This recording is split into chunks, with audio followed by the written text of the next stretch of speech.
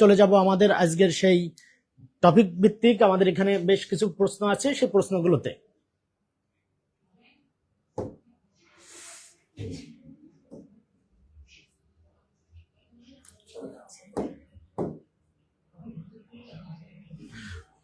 ওকে, 2026 FIFA বিশ্বকাপে প্রথমবারের মতো কতটি দল অংশগ্রহণ করছে? প্রিয় শিক্ষার্থী, আমি আশা করি আমার শিক্ষার্থীরা সঠিক উত্তর দিতে পারবে। সঠিক উত্তর প্রত্যাশা করছি। Nafisa Tabassum, best teacher ever, I don't know, but আমি চেষ্টা করি তোমাদের কাঙ্ক্ষিত লক্ষ্যে পৌঁছানোর জন্য। তোমরা আমার প্রতিচ্ছবি। আমি হয়তো পৃথিবীতে থাকবো না, তোমরা হয়তো থাকবে, এই জন্য আমি এই প্ল্যাটফর্মে আসছি। আমি বিসিএস ক্যাডার একজন অফিসার, তবুও কেন এই প্ল্যাটফর্মে? কারণ তোমাদের সঙ্গে আমার একটি যোগসূত্র তৈরি হলো, তোমাদের সঙ্গে একটি পরিচয় তৈরি হলো, হোক সে অনলাইন ভিত্তিক, সেটি কিন্তু বাস্তবে রূপায়িতও হতে পারে, বাস্তবে দেখা হতে পারে। তোমরা বিভিন্ন প্রান্তে আছো, কখন দেখা হয়ে যেতে পারে, তখন সালাম দিয়ে বলবে, স্যার আমি আপনার ওই অনলাইন ভিত্তিক যে এডিটোরিয়াম যে প্ল্যাটফর্ম ছিল সেখান থেকে আপনাকে। তো তোমরা বেশি বেশি করে শেয়ার করবে এবং সঠিক উত্তর দেওয়ার চেষ্টা করবে। রামিসা বিনতে 48, রামিসা বিনতে বিনা গ। ওকে, ডান। সঠিক উত্তর আমার বেশ কিছু শিক্ষার্থী দিতে পারছে। আমরা সঠিক উত্তর পেয়েছি। এখন আমরা 2026 সালে ফিফা বিশ্বকাপ প্রথমবারের মতো কতটি দল অংশগ্রহণ করছে? 48টি। 48টি। আশা করি তোমরা বুঝতে পারছো। এখন আমরা এই সংক্রান্ত, ফিফা সংক্রান্ত, বিশ্বকাপ সংক্রান্ত যে তথ্যগুলো পরীক্ষায় আসে, ঠিক ওই তথ্যগুলোই আমরা জানবো। যতটুকু তোমাদের জন্য কার্যকর ঠিক ততটুকুই, অতিরিক্ত নয়। কেমন? তাহলে আমরা শুরুতে ফিফা সম্পর্কে জানবো।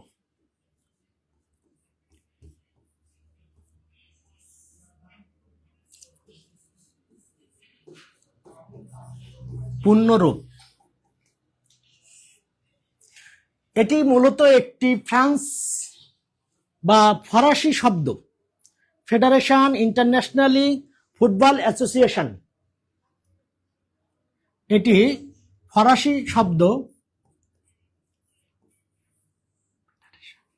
ফেডারেশন ইন্টারন্যাশনালি, যেহেতু ফরাসি শব্দ,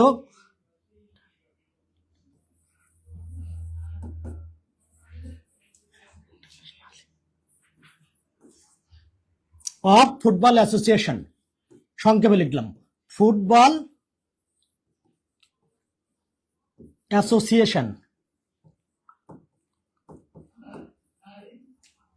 এটি ফ্রান্স যে দেশটি, সেই দেশের যে ভাষা ফরাসি, সেই শব্দে লেখা। তাহলে আমরা ফিফার পূর্ণরূপ পেলাম। তাহলে ফিফা এটা প্রতিষ্ঠা কত সালে, এটা আমরা একটু জানবো। ফিফা প্রতিষ্ঠা হয় 1904 সালে। ফিফা প্রতিষ্ঠা হয় কত সালে? 1904 সালে। তাহলে প্রতিষ্ঠা যেহেতু সাল আছে, কেউ না কেউ একজন পায়োনিয়ার বা অগ্রদূত বা প্রতিষ্ঠাতা আছেন। তার নাম হলো রবার্ট গেরা। রবার্ট গেরা। আশা করি প্রিয় শিক্ষার্থী তোমরা বুঝতে পারছো। এর বাইরেও আমরা কোএক্সিস্টেন্স করে আরো কিছু তথ্য এখানে সমন্বয় করব। এটি প্রতিষ্ঠা হয়েছিল কোথায়? ফ্রান্সের প্যারিসে শুরুতে, কিন্তু ফিফার বর্তমান সদর দপ্তর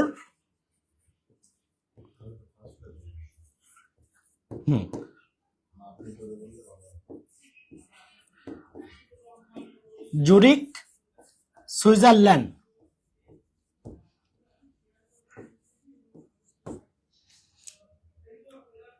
ফিফা যেহেতু আন্তর্জাতিক ফুটবলের সংস্থা, এর মোট সদস্য রাষ্ট্র বা সদস্য দেশ বলা যাবে না, প্রত্যেকটা দেশের যে ফুটবল সংস্থা তারা এর সদস্য, মোট 211টি। মোট 211টি।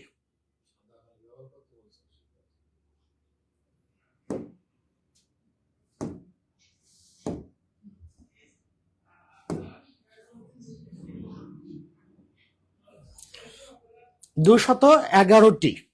কেমন? এখন আমরা আরো কিছু তথ্য জানবো। 1930 সালে ফিফার সভাপতি ছিলেন জুলে রিমে।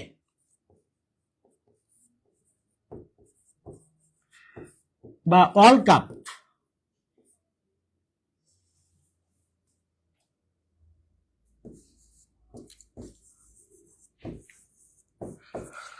1930 থেকে 1970 পর্যন্ত জুলে রিমে কাপ বা বিশ্বকাপ নামে পরিচিত ছিল।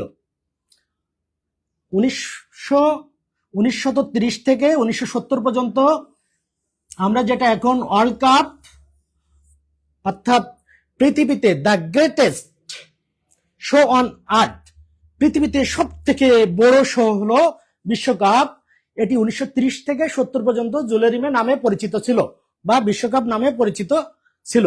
এবং বর্তমান যে বিশ্বকাপ এটি শুরু হয় 1970 পরবর্তী। এখান থেকে আমার আরো একটি প্রশ্ন আসে। প্রশ্নটি হলো এরকম, ফুটবল যুদ্ধ হয়েছিল, ফুটবল যুদ্ধ 1969 সালে সালভাদর ও হন্ডুরাস এই দুটি দেশের মধ্যে ফুটবল যুদ্ধ হয়েছিল। তাহলে পরীক্ষায় যদি প্রশ্ন আসে ফুটবল যুদ্ধ হয়েছিল কত সালে? 1969 সালে। কোন দুটি দেশের মধ্যে? সালভাদর ও হন্ডুরাসের মধ্যে। কেমন? এইবার আমরা পরবর্তী স্লাইডে চলে যাব। যাচ্ছে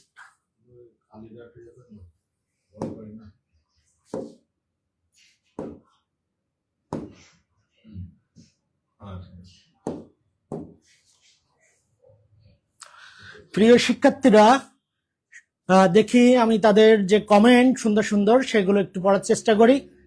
খান ফারদিন নাইম, আসসালামু আলাইকুম, সালাম জানিয়েছেন। ওয়ালাইকুম আসসালাম। সে আমার প্রিয় শিক্ষার্থী।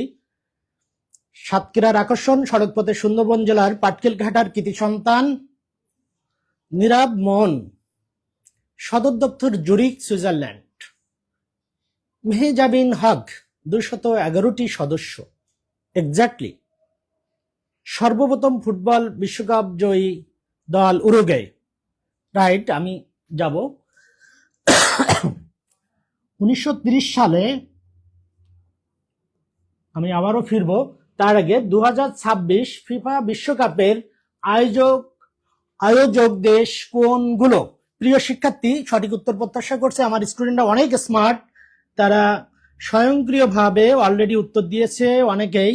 গ্রামের বউ, জহুরুল ইসলাম, যুক্তরাষ্ট্র, কানাডা, মেক্সিকো। এক্সিলেন্ট। আমি বুঝতে পারছি সবাই আমার প্রিয় শিক্ষার্থীরা খেলা দেখে। গ্রামের বউ 2 খ, আশিকুর রহমান খ, সাবিনা ইয়াসমিন, মারুফা ইসলাম। মুন্সিগঞ্জ থেকে গ্রামের বউ। মুন্সিগঞ্জকে বলা হয় আলুরগঞ্জ। মুন্সিগঞ্জের প্রাচীনকালে বঙ্গ বলতে সে নামলে বোঝাতো নাব্য এবং বিক্রমপুর। নাব্যের অস্তিত্ব নাই, কিন্তু বিক্রমপুর আছে। বিক্রমপুর মুন্সিগঞ্জে অবস্থিত। Thank you.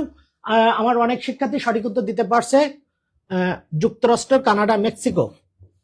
অনেক অনেক ধন্যবাদ। আমি সঠিক উত্তর পেয়েছি, আরো বেশ কিছু জানবো। প্রথম যে বিশ্বকাপ 1930 সালে শুরু হয়েছিল, জুলে রিমে কাপ, যেটি উরুগুয়ে। Right, Uruguay.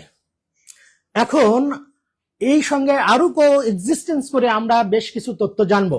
আমরা 2026 সালে আমরা জানলাম বিশ্বকাপ আয়োজক দেশ ছিল 3টি, কিন্তু 2030 সালে আয়োজক দেশ 6টি, যেটি ব্যতিক্রম। কারণ কি? কারণ ফিফা যে বিশ্বকাপ সেটি 100 বর্ষ উদযাপন হবে, অর্থাৎ 100 বছর। 1930 থেকে 2030 100 বছর। এজন্য 6টি দেশের মধ্যে বিশেষ করে 3টি দেশ, মূল আয়োজক দেশ হবে 3টি: স্পেন, মরক্কো, সেনেগাল। এই 3টি দেশ মূল আয়োজন করবে। আর বাকি যে 3টি দেশ 100 বর্ষ হিসাবে, বিশেষ করে আর্জেন্টিনা,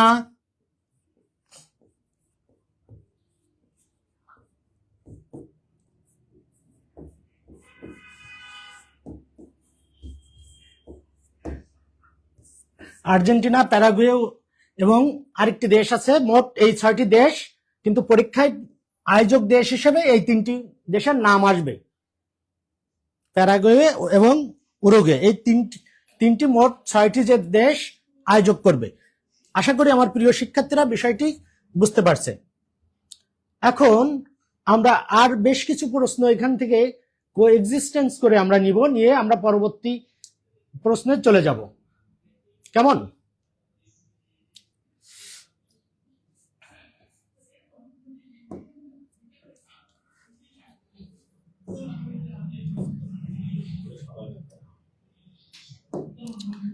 এটা আসে কেন?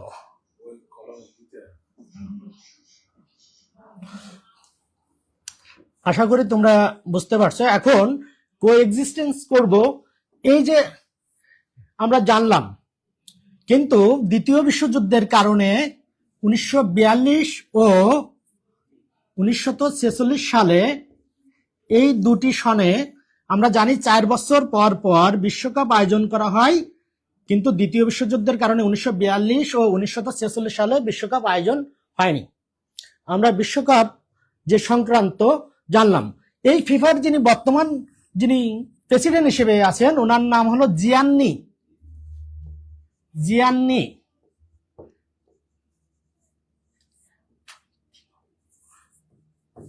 ফান্তিনো।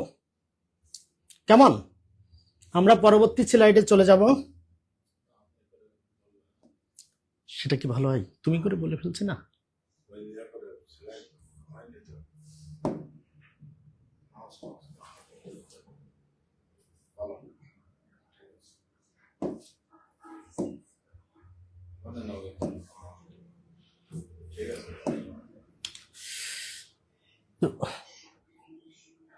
(2026) ফিফা বিশ্বকাপে মোট ম্যাচ অনুষ্ঠিত হবে কতটি? 2026 ফিফা বিশ্বকাপে মোট ম্যাচ অনুষ্ঠিত হবে কতটি? প্রিয় শিক্ষার্থী, তোমাদের নিকট থেকে সঠিক উত্তর প্রত্যাশা করছি। PS সাকিব আল হাসান, এই 2 বছর আয়োজন করা হয়নি। গুড। উম্মে তাহাসিন, আসসালামু আলাইকুম, কেমন আছেন স্যার? আলহামদুলিল্লাহ, শুক্রিয়া, ভালো আছি, যদিও একটু ঠান্ডা জনিত কারণে গলা বসে গেছে। HM হোসাইন রহমান, কেমন আছেন? ভালো আছি। ওকে, তাহলে 2026 ফিফা বিশ্বকাপে মোট কতটি ম্যাচ অনুষ্ঠিত হবে? দেখি আমার প্রিয় শিক্ষার্থীরা। নাজমুল হাসান সজীব, 104টি। Good, very good. আমরা সঠিক উত্তর পেয়ে গেছি। মোট কতটি? 4টি। আমাদের কিন্তু যে নকআউট পর্ব যেটি, সেখানে কিন্তু মোট 32টি দল থাকবে। কেমন? যেহেতু এর আগে 32টি দল ছিল, পরবর্তীতে ফিফার নতুন সিদ্ধান্ত অনুযায়ী 48টি, এজন্য আমাদের খেলার যে ম্যাচ সেটি কিন্তু বেড়ে গেছে, এজন্য 104টি। কেমন? আমরা পরবর্তী স্লাইডে চলে যাব।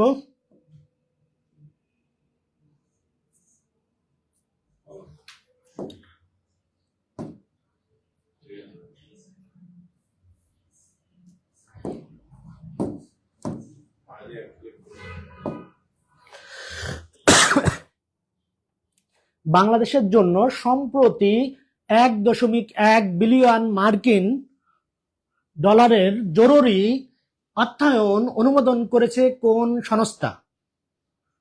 সংস্থা? বাংলাদেশের জন্য সম্প্রতি 1.1 বিলিয়ন মার্কিন ডলারের জরুরি অর্থায়ন অনুমোদন করেছে কোন সংস্থা? আমরা দেখছি এখানে আমাদের 4টি অপশন আছে, ক, খ, গ, ঘ। আমি প্রিয় শিক্ষার্থীদের নিকট থেকে সঠিক উত্তর প্রত্যাশা করছি। দেখি আমার প্রিয় শিক্ষার্থীরা সঠিক উত্তর দিতে পারে কিনা।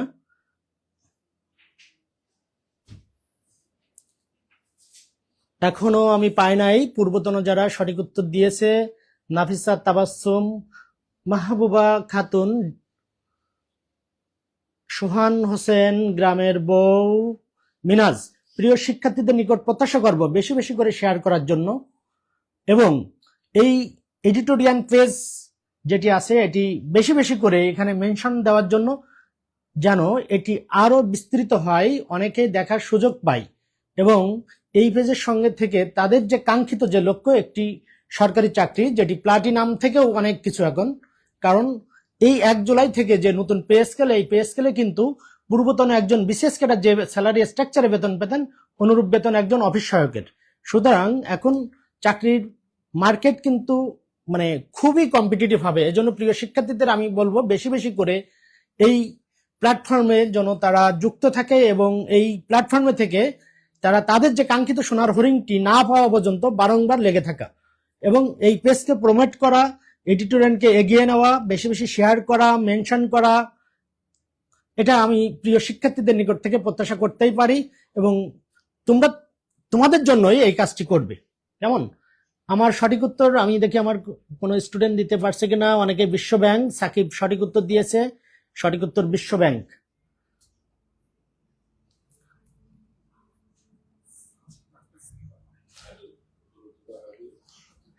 এখানে অনেক পড়াবো তো।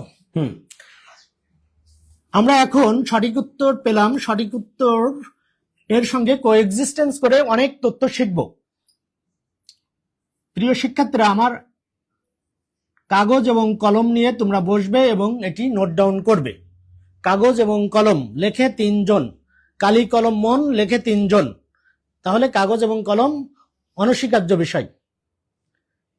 1944 সাল, আমি যা পড়াবো পরীক্ষায় অবশ্যই কমন পাবে।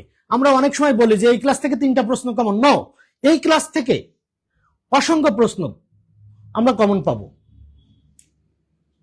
1944 সালে ইউএস অর্থাৎ মার্কিন যুক্তরাষ্ট্রের পেনসিলভেনিয়ার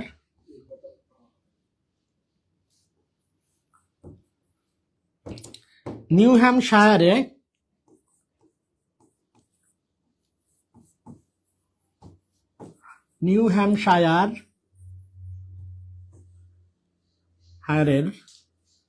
ব্রেটন, একটি জায়গার নাম ব্রেটন উডস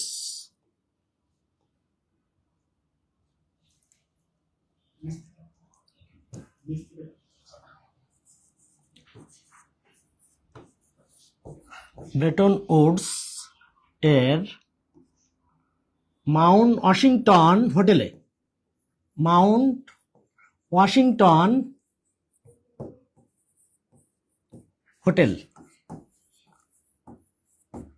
এই মাউন্ট ওয়াশিংটন হোটেল যেটি নিউ হ্যাম্পশায়ার আমরা এখানে দেখছি, এই শহরের এই মাউন্ট ওয়াশিংটন হোটেলে 44টি দেশ, অনেক জায়গায় আছে 45টি, 44টি বা 45টি দেশ এখানে মিটিং করেছিল। মিটিং করে 2টি বৈশ্বিক আর্থিক প্রতিষ্ঠান তৈরি হয়েছিল। একটি হলো ডাব্লিউবি, আরেকটি হলো IMF, ডাব্লিউবি ও IMF। এই 2টি প্রতিষ্ঠানকে ব্রেটন উডস ইনস্টিটিউশন বলা হয়। কোন 2টি প্রতিষ্ঠানকে ব্রেটন উডস ইনস্টিটিউশন বলা হয়? World bank, international monetary fund, আন্তর্জাতিক মুদ্রা তহবিল, এই 2টি প্রতিষ্ঠান ব্রেটন উডস প্রতিষ্ঠান নামে পরিচিত। আমরা এখন ধারাবাহিকভাবে ডাব্লিউবি সম্পর্কে জানব। বিশ্ব ব্যাংক আমরা জানলাম 1944 সালে ব্রেটন উডস সম্মেলনের মাধ্যমে, এই প্রতিষ্ঠান তৈরি হয়েছিল। 1945 সালে এই প্রতিষ্ঠানটি জন্মলাভ করার পরে এটি 27 ডিসেম্বর 1945 তৈরি হয় এবং কার্যক্রম শুরু করে, বিশ্বব্যাংক কার্যক্রম শুরু করে কত সালে? প্রশ্নটি আসে 1946 সালে। এই ব্রেটন উডস যে সম্মেলন, এই সম্মেলন মাধ্যমে 2টি প্রতিষ্ঠান, একটি হলো বিশ্বব্যাংক আর একটি ইন্টারন্যাশনাল মনিটারি ফান্ড। আমরা বিশ্বব্যাংক সম্পর্কে জানছি। এখন এই বিশ্বব্যাংকের যিনি প্রথম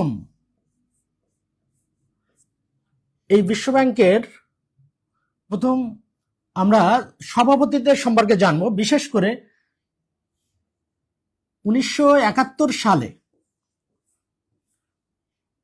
বাংলাদেশ যখন সদস্যপদ লাভ করে 71 পরবর্তী অর্থাৎ 72 সালে, তখন বিশ্বব্যাংকের প্রেসিডেন্ট ছিলেন রবার্ট ম্যাকনামারা।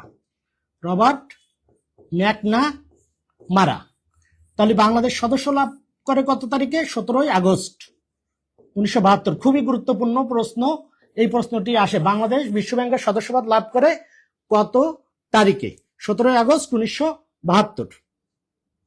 এরপরে আমরা যাব, একটু মুছতে হবে, উপায় নাই, বিশ্বব্যাংক সংক্রান্ত বহুমাত্রিক তথ্য, এই জন্য এটা আমরা শেয়ার করে রাখবো, যেহেতু আমি আরো বেশ কিছু তথ্য এখানে শেয়ার করব। এজন্য 1989 সালে বিশ্বব্যাংক সুশাসন সম্পর্কে ধারণা দিয়েছিলেন। সুশাসন প্রত্যয়টি সর্বপ্রথম ব্যবহার করেছিলেন কে? ডাব্লিউবি। এই সময় বিশ্বব্যাংকের যিনি প্রেসিডেন্ট ছিলেন তার নাম কি?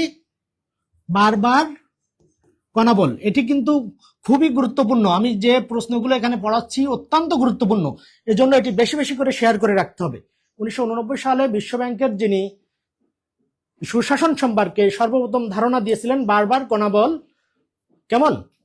এরপরে আমরা জানবো বর্তমান অর্থাৎ 14তম বিশ্বব্যাংকের যিনি প্রেসিডেন্ট, ওনার নাম হলো অজয় বাঙ্গা।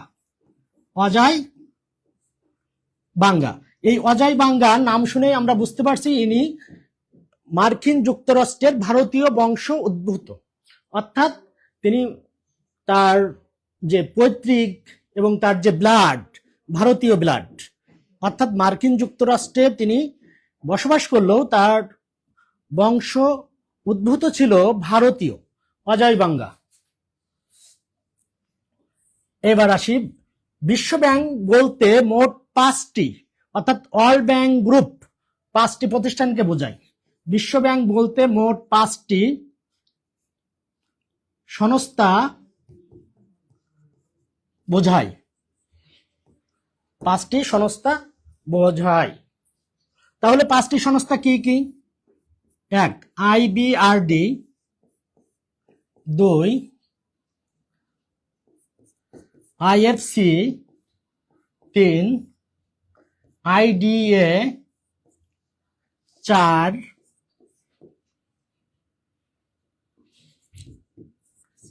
আইসিএসআইডি, 5 হলো মিগা। তাহলে বিশ্বব্যাংক বলতে মোট 5টি প্রতিষ্ঠানকে বা 5টি সংস্থা বা গ্রুপকে বোঝানো হয়, অর্থাৎ বিশ্বব্যাংক বলতেই বোঝায় আইবিআরডি। আমরা বলতেই পারি বিশ্বব্যাংক তার যে পরিচয় বা তার সূচনা লগ্নে সেটি কি নামে পরিচিত ছিল? আইবিআরডি। এখন আমরা আইবিআরডি সম্পর্কে জানবো। আইবিআরডি কি? International bank for reconstruction development. তাহলে আইবিআরডি অর্থ কি? International bank for reconstruction development. এরপরে আমরা জানবো IFC, international finance corporation. International finance cooperation. IDA, international development association. IDA এর পূর্ণরূপ international development association.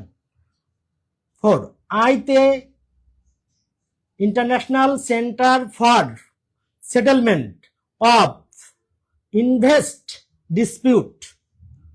5 MIGA, M A হলো মাল্টিলিটারাল, আইতে ইনভেস্টমেন্ট, জিতে গ্রান্টি, এতে এজেন্সি।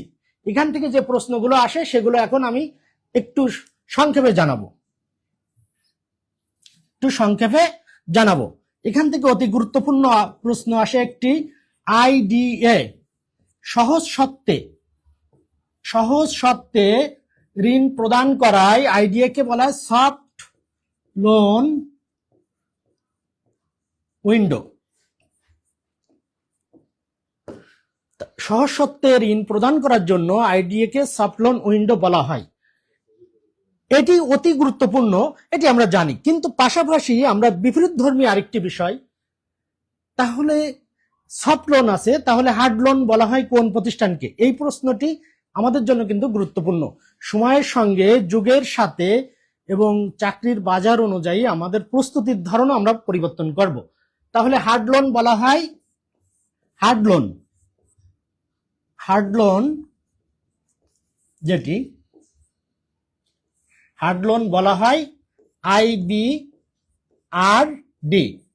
আমরা জেনেছিলাম IBRD, আইতে ইন্টারন্যাশনাল, বিতে bank, reconstruction, develop for development. তাহলে নামের মধ্যেই বিশ্বব্যাংকের যে কার্যক্রম সেটা আছে। বিশ্বব্যাংক যে কি কাজ করে সেটা আমরা দেখি। বিশ্বব্যাংক 1944 সালে ব্রেটন উডস সম্মেলনের মাধ্যমে প্রতিষ্ঠিত হয়েছিল। এটি মূলত প্রতিষ্ঠিত হয়েছিল সেই সময়ের দ্বিতীয় বিশ্বযুদ্ধ চলমান ছিল, এজন্য দ্বিতীয় বিশ্বযুদ্ধ পরবর্তী অর্থনৈতিক পুনর্গঠন ও অবকাঠামো নির্মাণ। বর্তমান যে পার্সপেক্টিভ, বর্তমান বিবেচনায় বিশ্বব্যাংক উন্নয়নশীল দেশগুলোর জন্য, উন্নয়নশীল দেশগুলোর জীবনযাত্রার মান উন্নয়ন, খাদ্য নিরাপত্তা এবং টেকসই উন্নয়ন, এই বিষয়গুলো মূলত বিশ্বব্যাংক কাজ করে থাকে। এবং বিশ্বব্যাংক বলতে ওয়ার্ল্ড ব্যাংক যে গ্রুপ বা 5টি সংস্থা আমরা ধারাবাহিকভাবে জেনেছি, আমরা যদি এটি আত্মস্থ করি আশা করি আমাদের কাজে লাগবে। এই আইডিএ প্রতিষ্ঠিত হয়েছিল 1960 সালে। আইডিএ প্রতিষ্ঠিত হয়েছিল 1960 সালে। কেমন? এই আইডিএ 1960 সালে প্রতিষ্ঠিত, এটিও আমরা জেনে রাখবো। এরপরে আমার যেখানে প্রশ্ন আছে সেই বিষয়গুলো আরেকটু জানার চেষ্টা করব। এরপরে আমরা জানবো মিগা কত সালে, এটি আমার বিসিএস এর প্রশ্ন। 1988 সাল। MIGA multilateral investment guarantee agency. মাশাআল্লাহ, একটা প্রশ্ন থেকে অনেক কিছু জানলাম। মেহজাবিন হক, আইডিএ সশর্ত লোন, এজন্য soft loan. Thank you Mehedi Hasan. Saini Islam, সদস্য রাষ্ট্রের বিনিয়োগ বিরোধ নিষ্পত্তি। গুড, নামের মধ্যেই আছে। আমি আগেই বলেছি যে international centre for settlement dispute, কেমন? অর্থাৎ তারা আন্তর্জাতিক যে বিরোধ অর্থনীতি সংক্রান্ত সেটা নিষ্পত্তি করে। এরপরে আমরা এখানে আমাদের অপশন থেকে আমরা আরো কিছু শিখব। এখন আমরা শিখব IMF।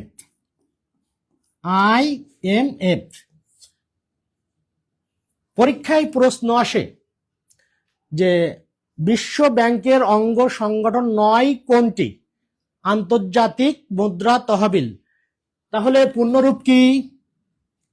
International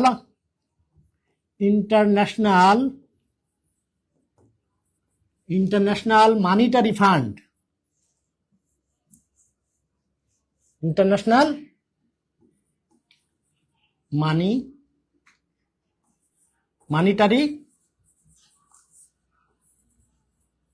Monetary fund. International Monetary fund, আন্তর্জাতিক মুদ্রা তহবিল। আন্তর্জাতিক মুদ্রা তহবিল। আমরা কিন্তু সঠিক উত্তর জানার পরে আমরা এই অপশন থেকে যে প্রশ্নগুলো আমার পরীক্ষায় আসে সেই প্রশ্নগুলো আমরা সমাধান করার চেষ্টা করছি। আশা করি নোট ডাউন করে রাখলে উপকৃত হবে।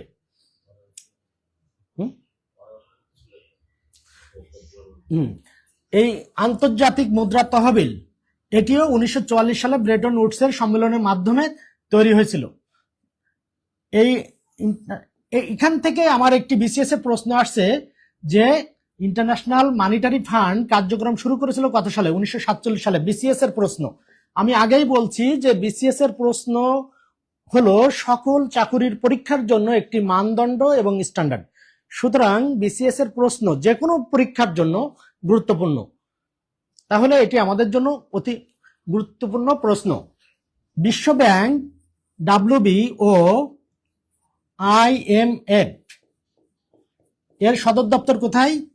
দুইটারই একসঙ্গে আমি বলার জন্য এখানে লিখছি ওয়াশিংটন ডিসি। তাহলে ওয়াশিংটন ডিসি কি?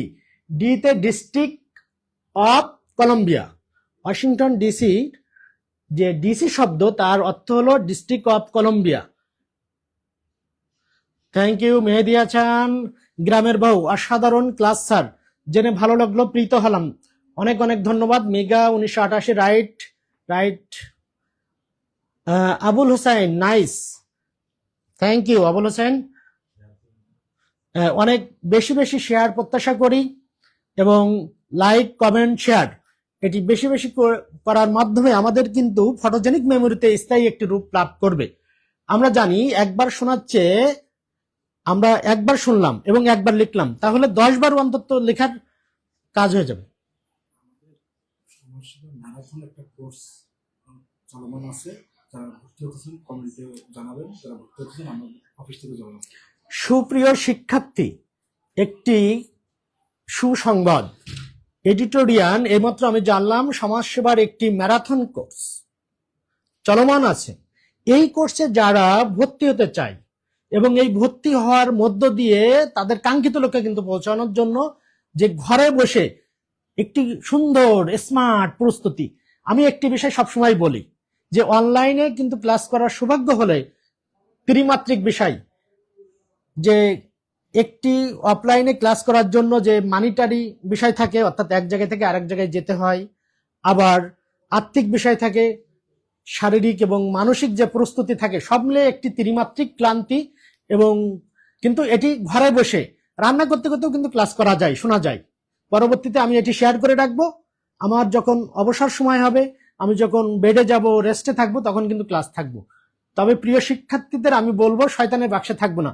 আমি তোমাদেরকে তুমি করে বলি এই জন্য যে আমি কিন্তু শিক্ষক, এই জন্য, আর তোমরা নিশ্চয়ই আমার জুনিয়র, এই জন্য আমি তুমি করে বলি, তোমরা কিছু মনে করো না, কেমন? আমি যেহেতু শিক্ষক এবং তোমাদের থেকে অনেক সিনিয়র, যেহেতু তোমাদের সরকারি চাকরির বয়স আছে, আমার যেহেতু 1 দশক পেরিয়ে আমি গিয়েছি, আমি চাইলে কিন্তু তোমাদের এই জায়গায় আসতে পারবো না, তবে মন চাই আবার তোমাদের সঙ্গে আসি, আসতে পারি আর না পারি, তোমাদের কাঙ্ক্ষিত লক্ষ্যে পৌঁছানোর জন্য আমি আসি, এই জন্য তোমাদের মাঝেই আমি বেঁচে আছি। অনেক অনেক ধন্যবাদ এবং কৃতজ্ঞতা। আমরা টপিকে চলে আসব। তাহলে আমরা জানলাম ইন্টারন্যাশনাল মনিটারি ফান্ড 1944 সালে ব্রেটন উডস সম্মেলনের মাধ্যমে তৈরি হয়েছিল এবং এর কার্যক্রম শুরু করেছিল 1947 সালে। ইন্টারন্যাশনাল মনিটারি ফান্ডের সদর দপ্তর ওয়াশিংটন ডিসি, ডিসির হলো ডিস্ট্রিক্ট অফ কলম্বিয়া, এটা আমরা জানলাম। এই ইন্টারন্যাশনাল মনিটারি ফান্ড যেটি, এই ইন্টারন্যাশনাল মনিটারি ফান্ডের সদস্য পদ বাংলাদেশ লাভ করেছিল 1972 সালে। মজার ব্যাপার হলো বিশ্ব ব্যাংকের সদস্য পদ পেতে হলে আন্তর্জাতিক মুদ্রা তহবিলের সদস্য পদ পেতে হবে। এই ইন্টারন্যাশনাল মনিটারি ফান্ডের নিজস্ব একটি মুদ্রা অর্থ ব্যবস্থা আছে, যাকে বলে হলো SDR। এস এ হলো স্পেশাল, ডি তে হলো ড্রয়িং, আর এ হলো রাইটস। এটিও বিসিএস এর একটি প্রশ্ন। এই প্রশ্নটা অনেকেই পারে না। আমরা সোনার নাম শুনেছি, সোনা হলো দৃশ্যমান একটি ধাতব, আর SDR কে বলা হয় পেপার গোল্ড। পৃথিবীতে কোন মুদ্রাকে পেপার গোল্ড বলে? SDR। তাহলে SDR কার নিজস্ব মুদ্রা?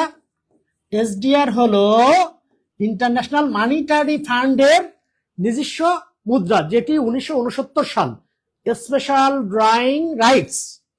প্রিয় শিক্ষার্থী, মনে রাখতে হবে, বেশি বেশি করে শেয়ার করে রাখতে হবে। আমি বলবো এডিটোরিয়ালকে কি উপকারিত করার জন্য আমরা শেয়ার করবো? নো, নিজের অস্তিত্বকে অর্থবহ করার জন্য। এই ভিডিও আমি বারংবার দেখব এবং আমরা যারা পিডিএফ লিংক পেতে চাই তারা কমেন্ট করব এবং কমেন্ট করে আমরা যুক্ত থাকব এবং বেশি বেশি করে তুমিটা স্বাচ্ছন্দ্য বোধ করি। থ্যাংক ইউ অনুপ্রাণিত করার জন্য, ভালো লাগলো। প্রীতির প্রতিটিতে মেহেদি হাসান থাকো। সাগর গাজী, সাগর কিন্তু আমার স্টুডেন্ট, অসাধারণ। সাগর, তোমাকে আমি বলি, সাগর শব্দের কাব্যিক রূপ পরীক্ষা আসে, সাগর শব্দের কাব্যিক রূপ হলো সাগর। সি মানে সমুদ্র, তাহলে সির অ্যাডজেক্টিভ কি? মেরিন। এটি কিন্তু নন ক্যাডার পরীক্ষার প্রশ্ন, অর্থাৎ 10ম গ্রেড থেকে 20তম গ্রেডের মধ্যে এই প্রশ্ন অনেকবার আসছে। What is the adjective of sea? Marine. যাই হোক, আমি আর যাবো না, আমার টপিকেই থাকি। তাহলে আমরা জানলাম এসডিআর নিজস্ব মুদ্রা। আমরা পরবর্তী স্লাইডে চলে যাব। অনেক আলোচনা হলো, আশা করি অনেক কিছু তোমরা শিখতে পারছো, অনেক কিছু শিখতে পারছো। এই যে মাউসে ক্লিক করলাম, এই যে 2026, সরি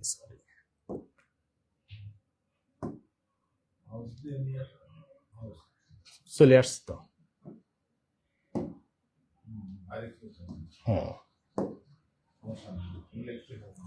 ওকে, 2026-27 অর্থ বছরের বাজেটের জিডিপির প্রবৃদ্ধি লক্ষ্যমান মাত্রা কত ধরা হয়েছে?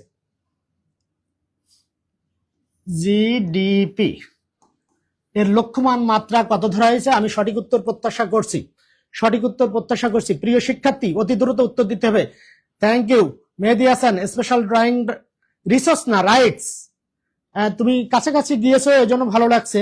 এভাবেই আমরা সঠিক পথ জানবো, সঠিক উত্তর জানবো। থ্যাংক ইউ লিখছে Mehedi Hasan. International monetary fund সদস্যপদ লাভ করে 1972। আমি একটু কমেন্ট পড়তে চাই, সুন্দর সুন্দর কমেন্ট চাই, সুন্দর সুন্দর মন্তব্য চাই। তোমাদের মন্তব্যে আমি গন্তব্যে যেতে চাই। প্রিয় শিক্ষার্থী, আমরা সঠিক উত্তরে যাব। আমরা অনেক কিছু শিখবো রিলেট করে। সঠিক উত্তর এখনো আমার কোন শিক্ষার্থী হয়তো তাদের চিন্তন বিম্বিত হচ্ছে। যুক্তি রাশিতে জানা থাকতে হবে, পড়তে হবে। এর মধ্যে আমি একটু বলি, সাম্প্রতিক যে বিষয়গুলো, এটি কিন্তু 26-27 অর্থ বছরের জন্য প্রযোজ্য, পরবর্তী বছরের জন্য কিন্তু এটি প্রযোজ্য থাকবে না। তাহলে কিছু প্রশ্ন আছে যে একটি বছরের জন্য, কিছু প্রশ্ন আছে 5 বছরের জন্য, কিছু প্রশ্ন 10 বছরের জন্য। এটি বোঝা এবং জানার জন্য এডিটোরিয়াল প্ল্যাটফর্ম অতি একটি গুরুত্বপূর্ণ। এডিটোরিয়াল যে কাজটি করে, বেস্ট টিচারদের এনে সার্ভিসটি দেওয়ার চেষ্টা করছে, এটি নিঃসন্দেহে ভালো। আর আমার এখানে আশা হলো আমার স্টুডেন্টদের সঙ্গে আমার অর্জিত ক্ষুদ্র জ্ঞান শেয়ার করার মাধ্যমে তোমরা যেন উপকৃত হও, কাঙ্ক্ষিত লক্ষ্যে পৌঁছাতে পারো, দেখা হলে 1 কাপ চায়ের দাওয়াত দিতে পারো, এজন্য। কিন্তু চাকরি পাইলে আমাকে জানালে আমি কিন্তু মিষ্টি খাওয়াবো। বিশেষ ক্যাডারদের মাথা থেকে না পর্যন্ত নাক শুধু পড়ানো থাকে। ওরে বাপরে বাপ। সাইন ইসলাম, বিশেষ ক্যাডারদের মাথা থেকে পা পর্যন্ত নাক শুধু পড়ানো থাকে, আপনাকে দেখে বোঝা গেল। এই সাইন ইসলাম, তোমার নামের সঙ্গে একটু প্রীতির প্রতীতিতে বেঁধে রাখার জন্য সাইনিকে স্বাক্ষর করে রাখলাম মনের মাঝে। তুমি যে জায়গা করে নিয়েছো, যে কথা বলেছো, তাতে তো আমি অবাক হয়ে গেলাম। স্যার, আপনি এত জানেন যে আপনাকে যত দেখি ততই অবাক এবং মুগ্ধ হই। আমি আসলে আমার নলেজ খুবই ক্ষুদ্র, আমি জাস্ট আমার এই জ্ঞানটুকু শেয়ার করি। সবসময় বলি তোমরা জুনিয়র স্কলার, আমি senior scholar. Junior, senior, interior, ulterior, নেফেরিয়র সব হলো ল্যাটিন। এরপরে টু বসে, ফ্রেজিয়াল টু বসে, ভার্বের বেস ফর্ম বসে। যদি ফ্রেজিয়াল টু হতো তাহলে আইএনজি হতো, be used to, am is are used to, এবং with a view to, look forward to, parts, worth, stop, এরপরে ভার্বের সঙ্গে সব আইএনজি যুক্ত হয়। প্রিয় শিক্ষার্থী, আমরা বোর্ডে থাকি, আমরা এখন জিডিপিতে থাকি। জিডিপির পরবর্তী লক্ষ্যমান 6.5%, 6.5%। থ্যাংক ইউ আশিকুর রহমান, নীরব, ধন্যবাদ, তোমরা সঠিক উত্তর দিয়েছো। প্যারাগন খুলনা শাখা থেকে দেখছি, প্যারাগনকে ধন্যবাদ। প্যারাগন মানে শ্রেষ্ঠ, প্যারাগন একটি ইংরেজি শব্দ, এটিও কিন্তু পরীক্ষা আসে। প্যারাগন মানে চমৎকার, উৎকর্ষ, শ্রেষ্ঠ। প্যারাগনকে ধন্যবাদ খুলনা শাখা। বাঘের গর্জন, সমৃদ্ধি অর্জন, প্যারাগন, অনেক অনেক ধন্যবাদ। আমরা জিডিপিতে চলে যাব। Gross domestic product, gross domestic product, gross domestic product. এর বাংলাটা কিন্তু আরো ভালো লাগে আমার, এর বাংলাটা অতি সুন্দর। মোট দেশজ উৎপাদন, মোট দেশজ উৎপাদন। তাহলে জিডিপি কি? জিডিপি হলো একটি দেশের নির্দিষ্ট ভৌগোলিক সীমার মধ্যে মোট উৎপাদিত এবং মোট সেবার মানকে জিডিপি বলা হয়, মোট দেশজ উৎপাদন। এই উৎপাদনের আমাদের লক্ষ্যমাত্রা নির্ধারণ করা হয়েছে 6.5%, 26 এবং 27 অর্থ বছরে। কেমন? আমরা এখন এই রিলেটেড আমরা কিছু জানবো। প্রিয় শিক্ষার্থী, যেহেতু এটা আমাদের বাজেটের সাথে সম্পর্কিত, বাজেট কিসের সাথে সম্পর্কিত? বাজেট। বাজেট কি শব্দ? কোথা থেকে আসছে? ফরাসি বুজেট। বুজেট। বুজেট বানানটা কেমন আমরা একটু দেখে নিব। GETT। এই যে আমার হাতের লেখা সুন্দর, নিজের ঢোল নিজে পেটালাম শেখানোর জন্য। হাতের লেখা সুন্দর, হাতের লেখা সুন্দরকে বাংলায় কি বলে? খাস নবিশ। এই ঘোষ নবিশ মানে হাতের লেখা সুন্দর, good hand writing. Hand writing কেমন? হ্যান্ড রাইটিং যেটি সেটা হলো গুড হ্যান্ড রাইটিং। ঘোষ নবিশ। তাহলে খাস নবিশ কি? ব্যক্তিগত কর্মকর্তা। ঘোষ নবিশ হলো সুন্দর হাতের লেখা, পরীক্ষায় আসে বাংলায়, ওদিকে যাব না। ফরাসি বুজেট শব্দ থেকে আসছে। এই বুজেট শব্দ কেন? বুজেট শব্দ কেন সেটা আমরা জানবো। বুজেট শব্দের অর্থ চামড়ার থলেতে, চামড়ার থলে বা চামড়ার ব্যাগে, চামড়ার ব্যাগে টাকা রাখা হয়।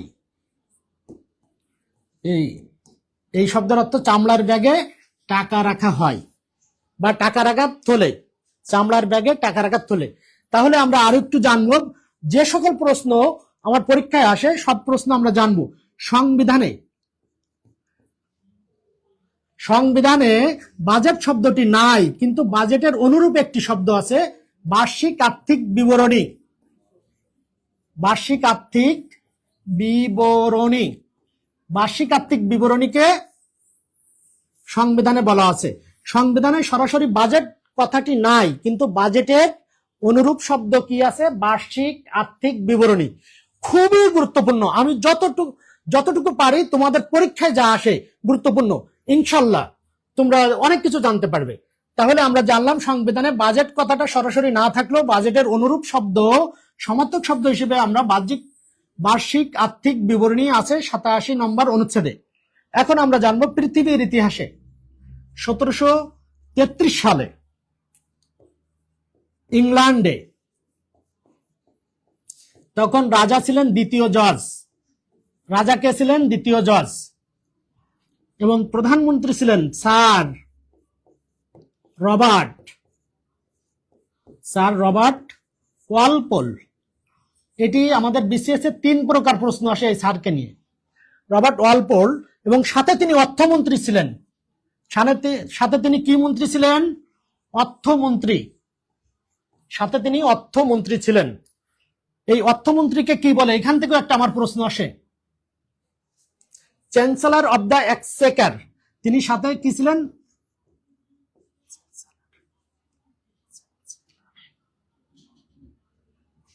Chancellor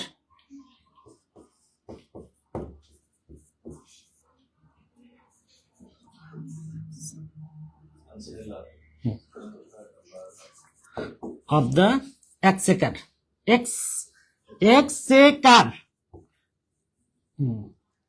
Exchequer. তাহলে ব্রিটেনের অর্থমন্ত্রীকে কি বলা হয়? এটা আমার কিন্তু পরীক্ষায় প্রশ্ন আসে। Chancellor of the Exchequer. মজার ব্যাপার হলো, এটা তো আমরা জানলাম পৃথিবীর ইতিহাসে সর্বপ্রথম বাজেট প্রদান করে ইংল্যান্ডে রাজা দ্বিতীয় জর্জের সময়, যখন প্রধানমন্ত্রী এবং অর্থমন্ত্রী ছিলেন স্যার রবার্ট ওয়ালপোল। কত সালে? 1733 সালে। এটা কিন্তু আমরা জানলাম। এখানে আরেকটি রিলেভেন্ট প্রশ্ন, যে ব্রিটেনের ইতিহাসে, ইংল্যান্ডের ইতিহাসে সব থেকে দীর্ঘতম প্রধানমন্ত্রী কে ছিলেন? এই স্যার ওয়ালপোল। 1721 থেকে 42, অর্থাৎ তিনি 21 বছর একটানা ছিলেন। এবং ব্রিটেনের ইতিহাসে আরেকজন নারী ছিলেন প্রধানমন্ত্রী, তার নাম হলো মার্গারেট থেচার। মার্গারেট থেচার তিনি 1979 থেকে 90 পর্যন্ত, অর্থাৎ 11 বছর ছিলেন মার্গারেট থেচার। আমি সংক্ষেপে লিখলাম থেচার, মার্গারেট থেচার। তিনিও কিন্তু নারী প্রধানমন্ত্রী হিসেবে কি ছিলেন? 11 বছর ছিলেন। এবং তাকে ইংল্যান্ডের ইতিহাসে লৌহ মানবী হিসেবে অভিহিত করা হতো। কেমন? মানে ফার্স্ট নম্বর ও আচ্ছা, এটা শেষ করে যাব। এখানে অনেক গুরুত্বপূর্ণ পরে অল্প, না না পাওয়া যাবে অল্প পরে, শুধু উত্তর আছে, যা পড়াইছি তার উত্তর আছে। এটা আমি দেখছি তো, না মুসি উপায় নাই, তুই দেখ না কি পড়াই। গুলাপান বলবে মধু, এই মধু বললাম, তাও কিন্তু প্রশ্ন আছে। আমি আমার প্রিয় সুহৃদ বন্ধুকে বলেছি মধু, মধু দিয়েও প্রশ্ন আছে। এর নাম হলো আব্দুর রহিম স্যার। মুখ থেকে বের হবে, উত্তর থাকবে না। আমরা জানি ডায়াবেটিস, না শিখাই পারলাম না, বাজেটের মধ্যে আবার আমার বন্ধু নামাই দিলে ডায়াবেটিসের মধ্যে। এটা আমার কোনো দোষ না, তবে বন্ধু কিন্তু উপকৃত করেছে। ডায়াবেটিসের বাংলার নাম হলো মধুমেহ। মধুমেহ, ডায়াবেটিস তার বাংলা কি? মধুমেহ। আমার বন্ধুর স্মিত হাস্যে বিকশিত লাজ, এটা প্রশ্ন আছে রবীন্দ্রনাথ ঠাকুর। মাপ নাই। এই যে, তাহলে আমরা যেখানে ছিলাম এটা তো জানলাম। এবার ভারতবর্ষে প্রথম যিনি 7 এপ্রিল ব্রিটিশ শাসন আমলে, 7 এপ্রিল 1860, এই সময় লর্ড ক্যানিং ছিলেন ভাইসরয়। লর্ড ক্যানিং ভাইসরয় ছিলেন। ভাইসরয় মানে রাজা বা রানীর প্রতিনিধি। এই 1860 সালে উইলসন সর্বপ্রথম ভারতবর্ষে বাজেট প্রণয়ন করেছিলেন। এটি আমার পরীক্ষার প্রশ্ন। ভারতবর্ষে সর্বপ্রথম বাজেট প্রণয়ন করে কার সময়? লর্ড ক্যানিং এর সময়। এই বাজেট কে দিয়েছিলেন? উইলসন। তাহলে উইলসন কে ছিলেন? উইলসনের এটি তো পরিচয় আমরা পেলাম, আরো দুটি তার পরিচয় আছে। বিখ্যাত সাময়িকী দ্য ইকোনমিস্ট তার প্রতিষ্ঠাতা ছিলেন, এবং চার্টার্ড ব্যাংক তার প্রতিষ্ঠাতা ছিলেন। চার্টার্ড ব্যাংক এবং স্ট্যান্ডার্ড ব্যাংক দুইটা মিলে চার্টার্ড স্ট্যান্ডার্ড ব্যাংক একীভূত হয়। কেমন? আশা করি তোমরা বুঝতে পারছো। কিন্তু এই জন্য যেটি করতে হবে, এটি জানার জন্য, বোঝার জন্য, পুনরাবৃত্তি, পুনরায় শোনার জন্য বেশি বেশি করে শেয়ার করতে হবে। নিজের ওয়ালে শেয়ার করে রেখে দিতে হবে। কেন দিতে হবে? নিজের স্বার্থে। এই যে আমি কথাগুলো বললাম, এই কথাগুলো পুনরায় শোনার জন্য, এবং এইগুলো তোমাদের কাঙ্ক্ষিত লক্ষ্যে পৌঁছানোর জন্য সহায়ক ভূমিকা পালন করবে। এটি শুধু চাকরির জন্য, অর্থাৎ এমসিকিউ পরীক্ষা বা লিখিত পরীক্ষার জন্য যেমন কাজে লাগবে, ভাইভাতেও কিন্তু অনেক প্রশ্ন কাজে লাগবে। সুতরাং আমরা আরো গুরুত্ব দিয়ে এগুলো কি করব? শেয়ার করে রাখবো বেশি বেশি করে, যেন আমি পরে এটা দেখতে পাই, শুনতে পাই, নিজের স্বার্থে, নিজের অস্তিত্বকে অর্থবহ করার জন্য। সরকারি একটি চাকরি চমৎকার। স্যার আমি একটা করে কমেন্ট করলে এডিটোরিয়াল একটা করে SMS আসে, আমি নেট স্লো করে যাই, কে ব্লক করে দিব? না না না, এটা কেন করবা? মেসেজ আসে, মেসেজের গতিতে থাকবে।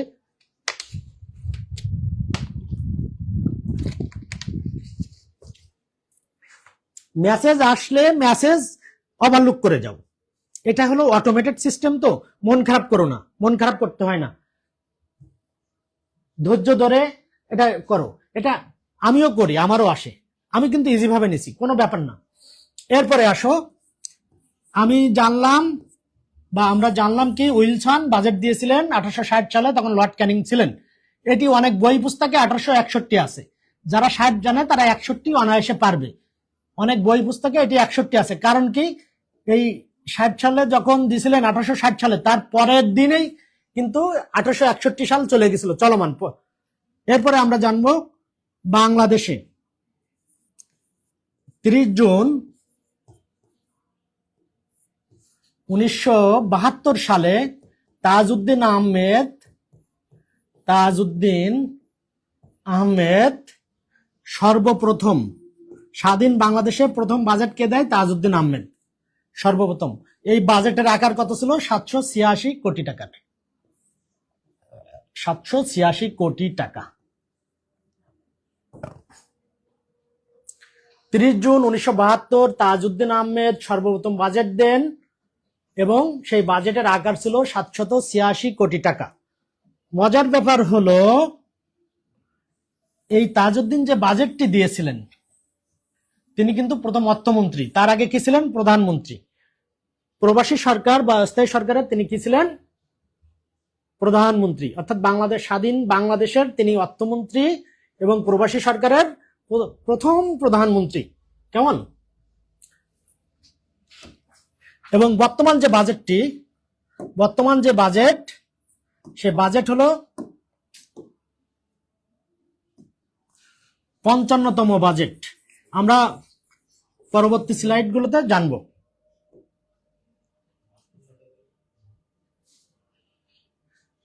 26-27 অর্থ বছরে বাংলাদেশের প্রস্তাবিত বাজেটের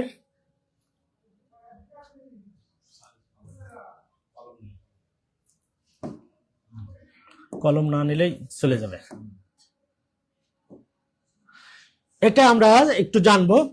আমাদের যে বর্তমান যে সরকার আছে, এই সরকার তারা যে বাজেট দিয়েছেন 2026 এবং 27 অর্থ বছরে বাংলাদেশের বাজেটের আকার 9.38 লক্ষ কোটি টাকা। স্যার নোয়াখালী থেকে আসেন, আপনার দাওয়াত। এমডি আফসার উদ্দিন হাওলাদার তোমার সংক্ষেপে একটু বলি। নোয়াখালী, নোয়া তো নতুন, খালি হলো খাল। কিভাবে হয়েছিল? নোয়াখালী মূলত মাইজদি কেন্দ্রিক ছিল। এই মাইজদি শহরে পানি অপসারণের জন্য নোয়া অর্থাৎ নতুন করে খাল তৈরি করা ছিল। এই নোয়া হলো নতুন খাল। এই খাল তৈরি করাতে কি হয়েছিল? নোয়াখালীর নাম নোয়াখাল থেকে নোয়াখালী হয়ে গেছে। Thank you Afsar Uddin. নোয়াখালীতে আসবো, দেখা হবে ইনশাল্লাহ। স্যার নোয়াখালীতে আসেন, আপনার দাওয়াত। সময়ের লিপিকার, সেম টু ইউ। মন খারাপ করা যাবে না। মেসেজ যদি কারোর আসে, সে মেসেজটা ওইভাবে একই মেসেজ একই সাথে থাকবে। আমার প্রথমে আমিও কিন্তু একটু মানে আনইজি ফিল করতাম, কিন্তু এখন ভালো লাগে মেসেজ আসলে। মেসেজ না আসলে খারাপ লাগে। তো এটা ওভারলুক করো, এটা নিয়ে বেশি মন খারাপ করার দরকার নেই। এটা একটি প্ল্যাটফর্ম, এটা অটোমেটেড সিস্টেম। এই যে তুমি বললে, এই জন্য তোমাদের একটা প্রশ্ন শেখাবো। এই অটোমেটেড সিস্টেম দিয়ে একটা প্রশ্ন শেখাবো, কি? এটিএম। স্যার জন শেফার্ড, এই যে আমরা এটিএম মেশিন আছে না, এই এটিএম মেশিন যিনি আবিষ্কার করেন, ওনার নাম শেফার্ড। কোথায় করেন? লন্ডনে। অটোমেটেড টেলার মেশিন অর্থাৎ স্বয়ংক্রিয় টাকা গণনার যন্ত্র, এটিএম, অটোমেটেড টেলার মেশিন। তো আমাদের এই এডিটোরিয়ালও অটোমেটেড করে রাখছে। এই যে মন খারাপ করার দরকার নেই। আশা করি কাঙ্ক্ষিত লক্ষ্যে পৌঁছানোর জন্য এতটুকু একটু আমরা সহ্য করবো। হ্যাঁ, প্লিজ রিকোয়েস্ট। স্যার আপনার কথাগুলো গুছিয়ে বলেন। ওকে, থ্যাংক ইউ।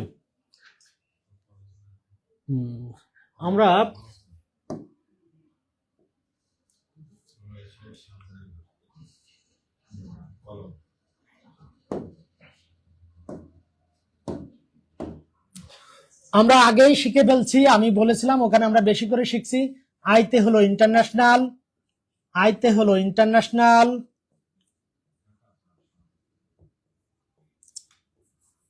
এম এ হলো মানিটারি,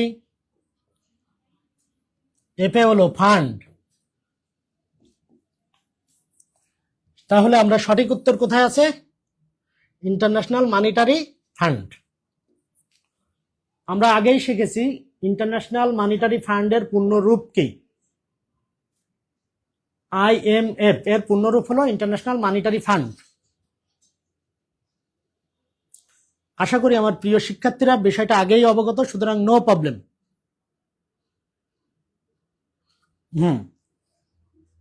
আমরা এটা জেনেছিলাম 1944 সালে ব্রেটন উডস সম্মেলনের মাধ্যমে দুটি প্রতিষ্ঠান তৈরি হয়, একটা ডাব্লিউবি আর একটা হলো আইএমএফ। ডাব্লিউবি এবং আইএমএফ আলাদা প্রতিষ্ঠান, এটি মাথায় রাখতে হবে। আইএমএফ এটি বিশ্ব ব্যাংকের সংস্থা নয়। কেমন? বিশ্ব ব্যাংকের 5টি প্রতিষ্ঠান আমরা জেনেছি। আমরা পরবর্তী স্লাইডে চলে যাব, যেহেতু আগেই আমরা শিখছি।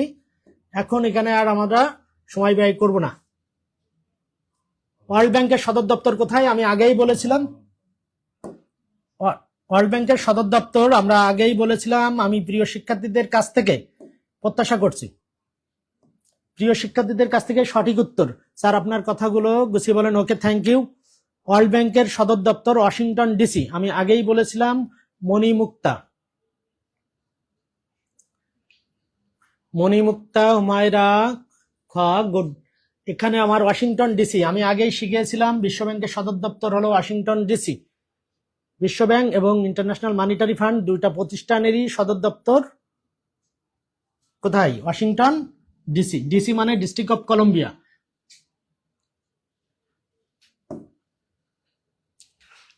এখানে আরেকটু আমি শিখাতে চাই, আমাদের যে জাতিসংঘের সদর দপ্তর নিউ ইয়র্কের ম্যানহাটন, উইপোর সদর দপ্তর আমরা শিখবো বটে, স্লাইড যখন আসবে। ইউনেস্কোর সদর দপ্তর প্যারিস। তাহলে আমরা বেশ কিছু প্রতিষ্ঠানের সদর দপ্তর সম্পর্কে অবগত হলাম। জাতিসংঘের সদর দপ্তর নিউ ইয়র্কে, উইপোর সদর দপ্তর হলো জেনেভা, ওয়াশিংটন ডিসির সদর দপ্তর আমরা জেনেছি ডাব্লিউবি মানে ওয়ার্ল্ড ব্যাংক ও IMF।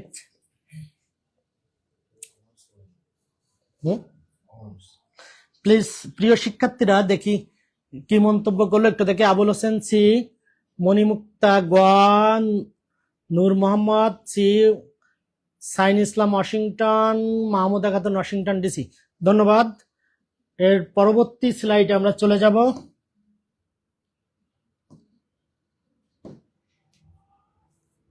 নয় নম্বর। গুড।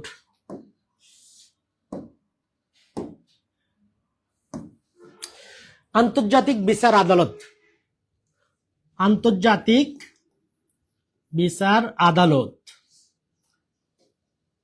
এর সদর দপ্তর কোথায়?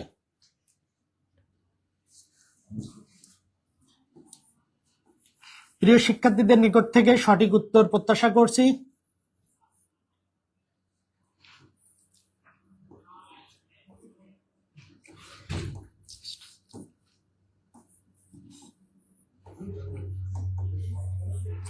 International court of justice. International court of justice সংক্ষেপে ICJ এর সদর দপ্তর কোথায়? আমার এখানে 4টি অপশন আছে। ব্রাসেলস, খতে হেগ, গতে জেনেভা, ঘতে রোম। প্লিজ সঠিক উত্তর আমি চাচ্ছি। International court of justice international নেদারল্যান্ডসের হেগ। গুড। সাইন ইসলাম নেদারল্যান্ডসের Hague, international court of justice. ধন্যবাদ মুস্তাফিজুর রহমান। হুমায়রা মেহেক, স্যার আপনার কথাগুলো গুছিয়ে বলেন। তিথি ইসলাম প্রীতি, তুমি কি বুঝতেছ না? এটা আমাকে তুমি পার্সোনালি টেক্সট দিতে পারো, কেমন? তোমার কোনো যদি বোধগম্য না হয় সেক্ষেত্রে আমি অবশ্যই তোমাকে সহযোগিতা করব। আন্তর্জাতিক বিচার আদালত এর সদর দপ্তর কোথায়? ইন্টারন্যাশনাল কোর্ট অফ জাস্টিসের নেদারল্যান্ডের হেগ। তাহলে আমরা জানলাম সঠিক উত্তর হলো হেগ শহর। কোথায়? হেগ। হেগ জায়গাটি কোথায়? নেদারল্যান্ড। নেদারল্যান্ডের হেগ।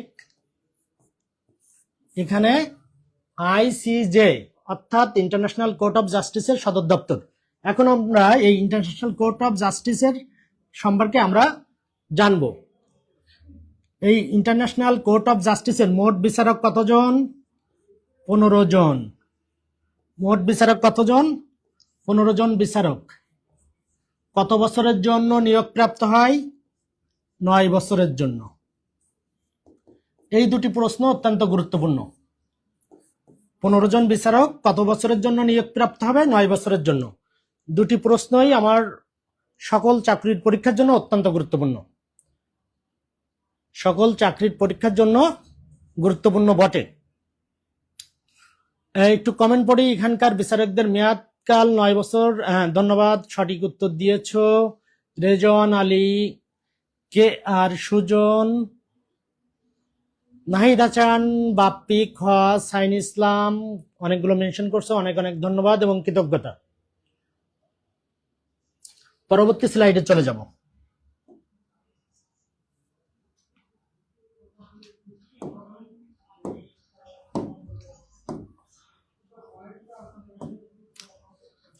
আমরা দেখছি এখানে পরবর্তী স্লাইডে আমাদের একটি ন্যাটো। এই ন্যাটোর সদর দপ্তর কোথায়? এটা আমরা এই 4টি অপশন থেকে সঠিক উত্তর বেছে নেব। ন্যাটোর সদর দপ্তর কোথায়? ন্যাটোর সদর দপ্তর কোথায়? আমরা সঠিক উত্তর আমার প্রিয় শিক্ষার্থীদের কাছ থেকে প্রত্যাশা করছি। তোমরা বেশি বেশি করে শেয়ার করবে। লাইক, কমেন্ট, শেয়ার খুবই জরুরি। নিজের ফেসবুক সহ বিভিন্ন প্ল্যাটফর্মে তোমরা এটা শেয়ার করে দিতে পারো যেন সবাই দেখার সুযোগ পাই। ন্যাটো সম্পর্কে আমরা আলোচনা করব। ন্যাটো পূর্ণরূপ।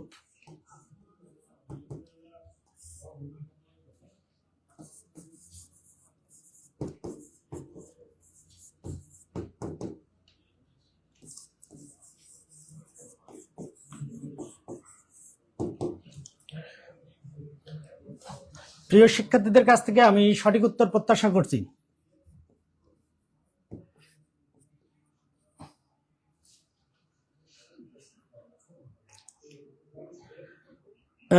নর্থ আটলান্টিক ট্রিটি অর্গানাইজেশন, সঠিক উত্তর 1949, রাইট হুমায়রা। খ নো, গ হবে ব্রাসেলস, সঠিক উত্তর হলো ব্রাসেলস। তাহলে ব্রাসেলস কোথায়? এখানে শুধু ব্রাসেলস দেওয়া আছে, আমরা জানবো Belgium.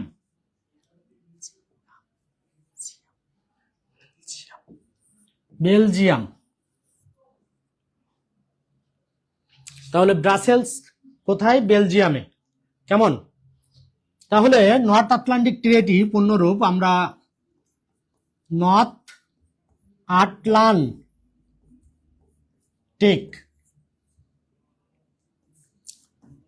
Treaty organization,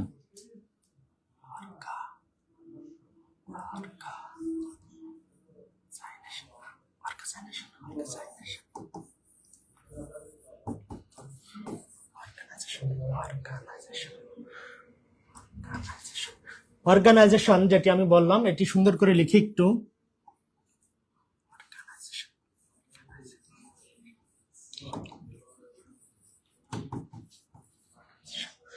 north Atlantic treaty organization অর্থাৎ আটলান্টিক মহাসাগরের উত্তর এবং উত্তর পাড়ের যে দেশগুলো আছে এবং অর্থাৎ এই পাশে যেগুলো পশ্চিমা দেশগুলো, এই দেশগুলো নিয়ে মূলত এটি গঠিত। নর্থ আটলান্টিক ট্রিটি কেন? নর্থ আটলান্টিক ট্রিটি এজন্য সমাজতান্ত্রিক দেশ ছিল, সেই দেশগুলোর বিরুদ্ধে একটি সামরিক জোট, এর সামরিক জোট। এটি যেহেতু আমার 1949 সালে এটি প্রতিষ্ঠা হয়েছিল। এটি কেমন জোট? আগেই বলেছি সামরিক। কোন ধরনের জোট? সামরিক। মোট সদস্য 32টি। সর্বশেষ অর্থাৎ 32তম সুইডেন, 32তম দেশ হলো সুইডেন। সদর দপ্তর ব্রাসেলস। আমার সঠিক উত্তরের হিসেবে অনেকেই দিয়েছো ব্রাসেলস। কোথায়? বেলজিয়াম। Brussels, Belgium. এই ন্যাটোর হলো দুটি মুসলিম দেশ। ন্যাটোর হলো মুসলিম দেশ দুটি, একটি হলো তুরস্ক, আরেকটি হলো আলবেনিয়া। তুরস্ক ও আলবেনিয়া। ন্যাটোর দুটি মুসলিম দেশ তুরস্ক ও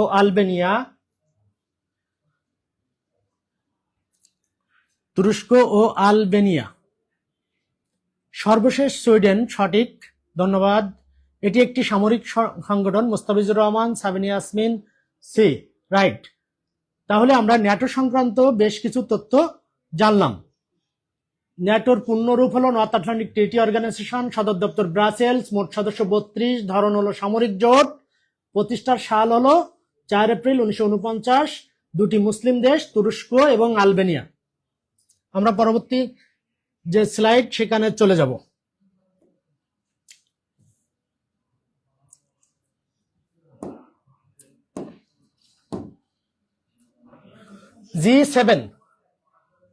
G7 কি? সঠিক উত্তর প্রত্যাশা করছি। 4টি অপশন থেকে আমরা বেছে নিব। প্রিয় শিক্ষার্থীদের নিকট থেকে সঠিক উত্তর প্রত্যাশা করছি।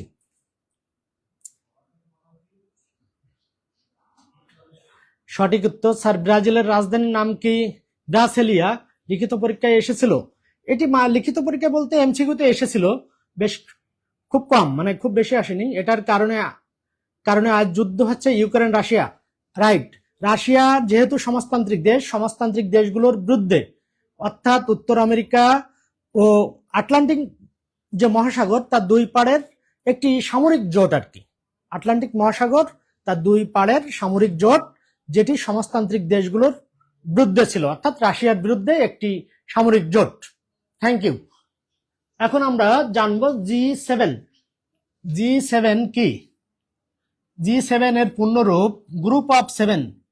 গ্রুপ অফ 7 পূর্ণরূপ, এর পূর্ণরূপ হলো G7। এর কোনো সদর দপ্তর নেই, এর কোনো সদর দপ্তর নাই, সদর দপ্তর নেই। এটি 1975 সালে G8 হিসেবে প্রতিষ্ঠা হয়েছিল। G8 অর্থাৎ গ্রুপ অফ 8। তাহলে কোন দেশটি এই গ্রুপ থেকে বের হয়েছে? রাশিয়া। রাশিয়া এই গ্রুপ থেকে চলে গেছে বা তাকে বের করে দেওয়া হয়েছে। 2014 সালে ক্রিমিয়া দখল করার কারণে G7 হয়ে গেছে আর কি। রাশিয়া চলে যাওয়ায় G8 এর পরিবর্তে কি হয়ে গেছে? G7। রাশিয়া চলে যাওয়ায় G8। তাহলে আমরা বলতে পারি G7 এর পূর্ব নাম ছিল G8। এটি 1975 সালে প্রতিষ্ঠিত হয়। একমাত্র এখান থেকে প্রশ্ন আসে, G7 এর একমাত্র এশিয়া দেশ কোনটা? জাপান। বাকি দেশগুলো, উত্তর আমেরিকার দুটি দেশ আছে, ইউএসএ অর্থাৎ আমেরিকা, আরেকটি কানাডা। ইউরোপীয় দেশ হলো ইতালি, জার্মানি। গুরুত্বপূর্ণ প্রশ্ন, কোন দেশটি G7 এর অন্তর্ভুক্ত নয়? তাহলে আমার এই নামগুলো জানতে হবে, ফ্রান্স ও ইংল্যান্ড।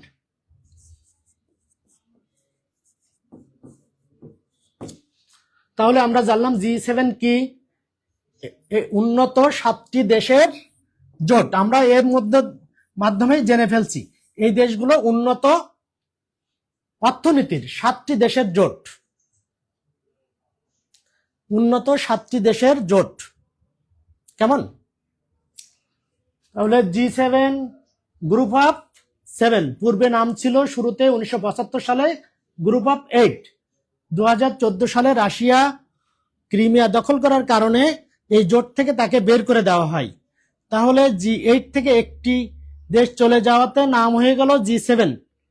এই G7 যে 7টি উন্নত অর্থনীতির দেশ, আমরা জানলাম এশিয়ার একমাত্র দেশ। এটি প্রশ্ন আসে, এশিয়ার কোন দেশ আছে? এটি এশীয় দেশ। এটি মাঝে মাঝে প্রশ্ন আসে, এশিয়ার দেশ কোনটি? G7 এর এশিয়া মহাদেশের একমাত্র দেশ। জাপান এশিয়া মহাদেশের একমাত্র দেশ। তাহলে 1 2 3 4 5 6 7, মোট 7টি। আমরা পরবর্তী স্লাইডে যাব, আশা করি আমরা শিখতে পারছি।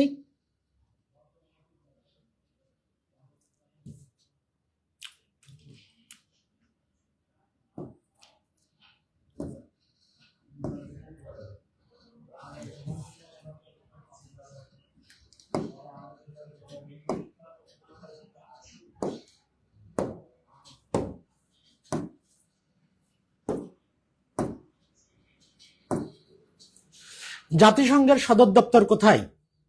কিছুক্ষণ আগেই আমি কিন্তু সহজ সমাধান দিয়ে দিয়েছিলাম। পূর্বতন টপিকে আমি কিন্তু জাতিসংঘের সদর দপ্তর সম্পর্কে লিখে দিয়েছিলাম। সেখানে 4টি অপশন ছিল, সেই অপশনে নিউ ইয়র্ক থাকায় আমি সঠিক উত্তর দিয়েছিলাম। তবুও আমরা এখানে কিছু শিখব। কেমন? জাতিসংঘ, জাতিসংঘ পূর্ণরূপ হলো United nation. United nation. 26 June 1945 সালে জাতিসংঘ যে সনদ সান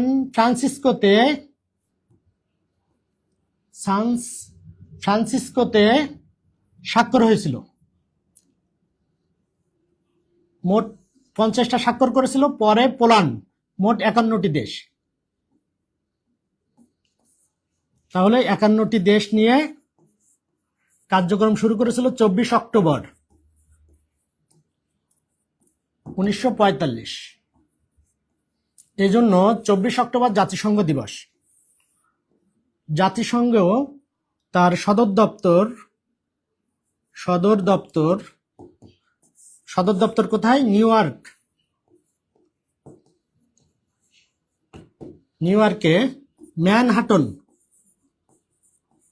নিউইয়র্কের ম্যানহাটন জাতিসংঘের সদর দপ্তর। এটা কোথায়? আমেরিকায়, USA, United state of America. জাতিসংঘ সংক্রান্ত আমরা আরো বেশ কিছু তথ্য জানব যেগুলো আমাদের জন্য জরুরি। বাংলাদেশ জাতিসংঘের 136তম দেশ। 17 সেপ্টেম্বর 1974 সালে কততম সদস্য দেশ হিসেবে বাংলাদেশ লাভ করেছিল? 136। এই একই দিনে আরো দুটি দেশ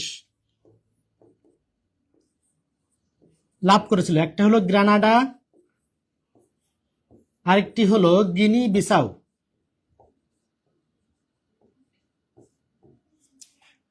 তাহলে বাংলাদেশ জাতিসংঘের 136তম দেশ। অধ্যক্ষর অনুযায়ী এই সদস্যপদ বন্টন করা হয়েছিল। যেহেতু বাংলাদেশ লিখতে বি আগে আসে, এজন্য বাংলাদেশ 136, তারপরে গ্রানাডা, তারপরে গিনি বিসাউ। অর্থাৎ একই দিনে 3টি দেশ জাতিসংঘের সদস্যপদ লাভ করেছিল। এই জাতিসংঘ যে শব্দটি, এই শব্দটি কোথা থেকে পাওয়া গেছে? লর্ড বায়রনের যে কবিতা থেকে,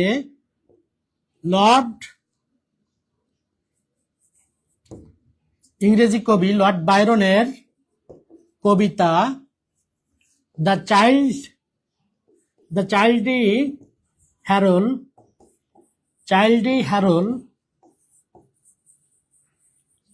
পিলগ্রিম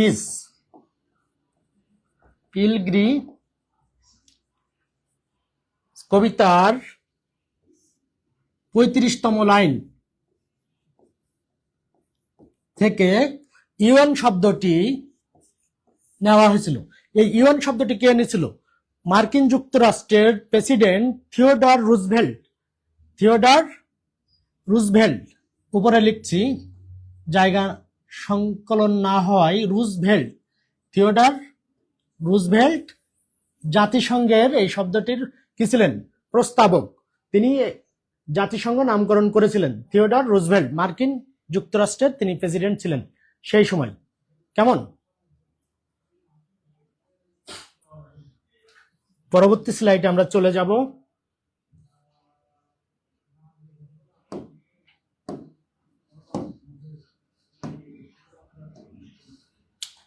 ফিফা বিশ্বকাপে নতুন ভাবে অর্থাৎ নকআউট পর্ব যুক্ত হয়েছে।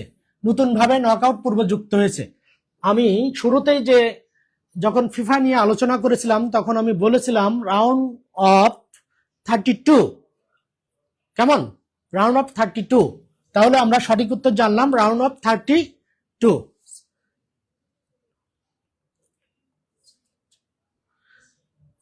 তিথি ইসলাম প্রীতি, যাক তুমি বুঝতে পেরেছো, এই জন্য জেনে ভালো লাগলো।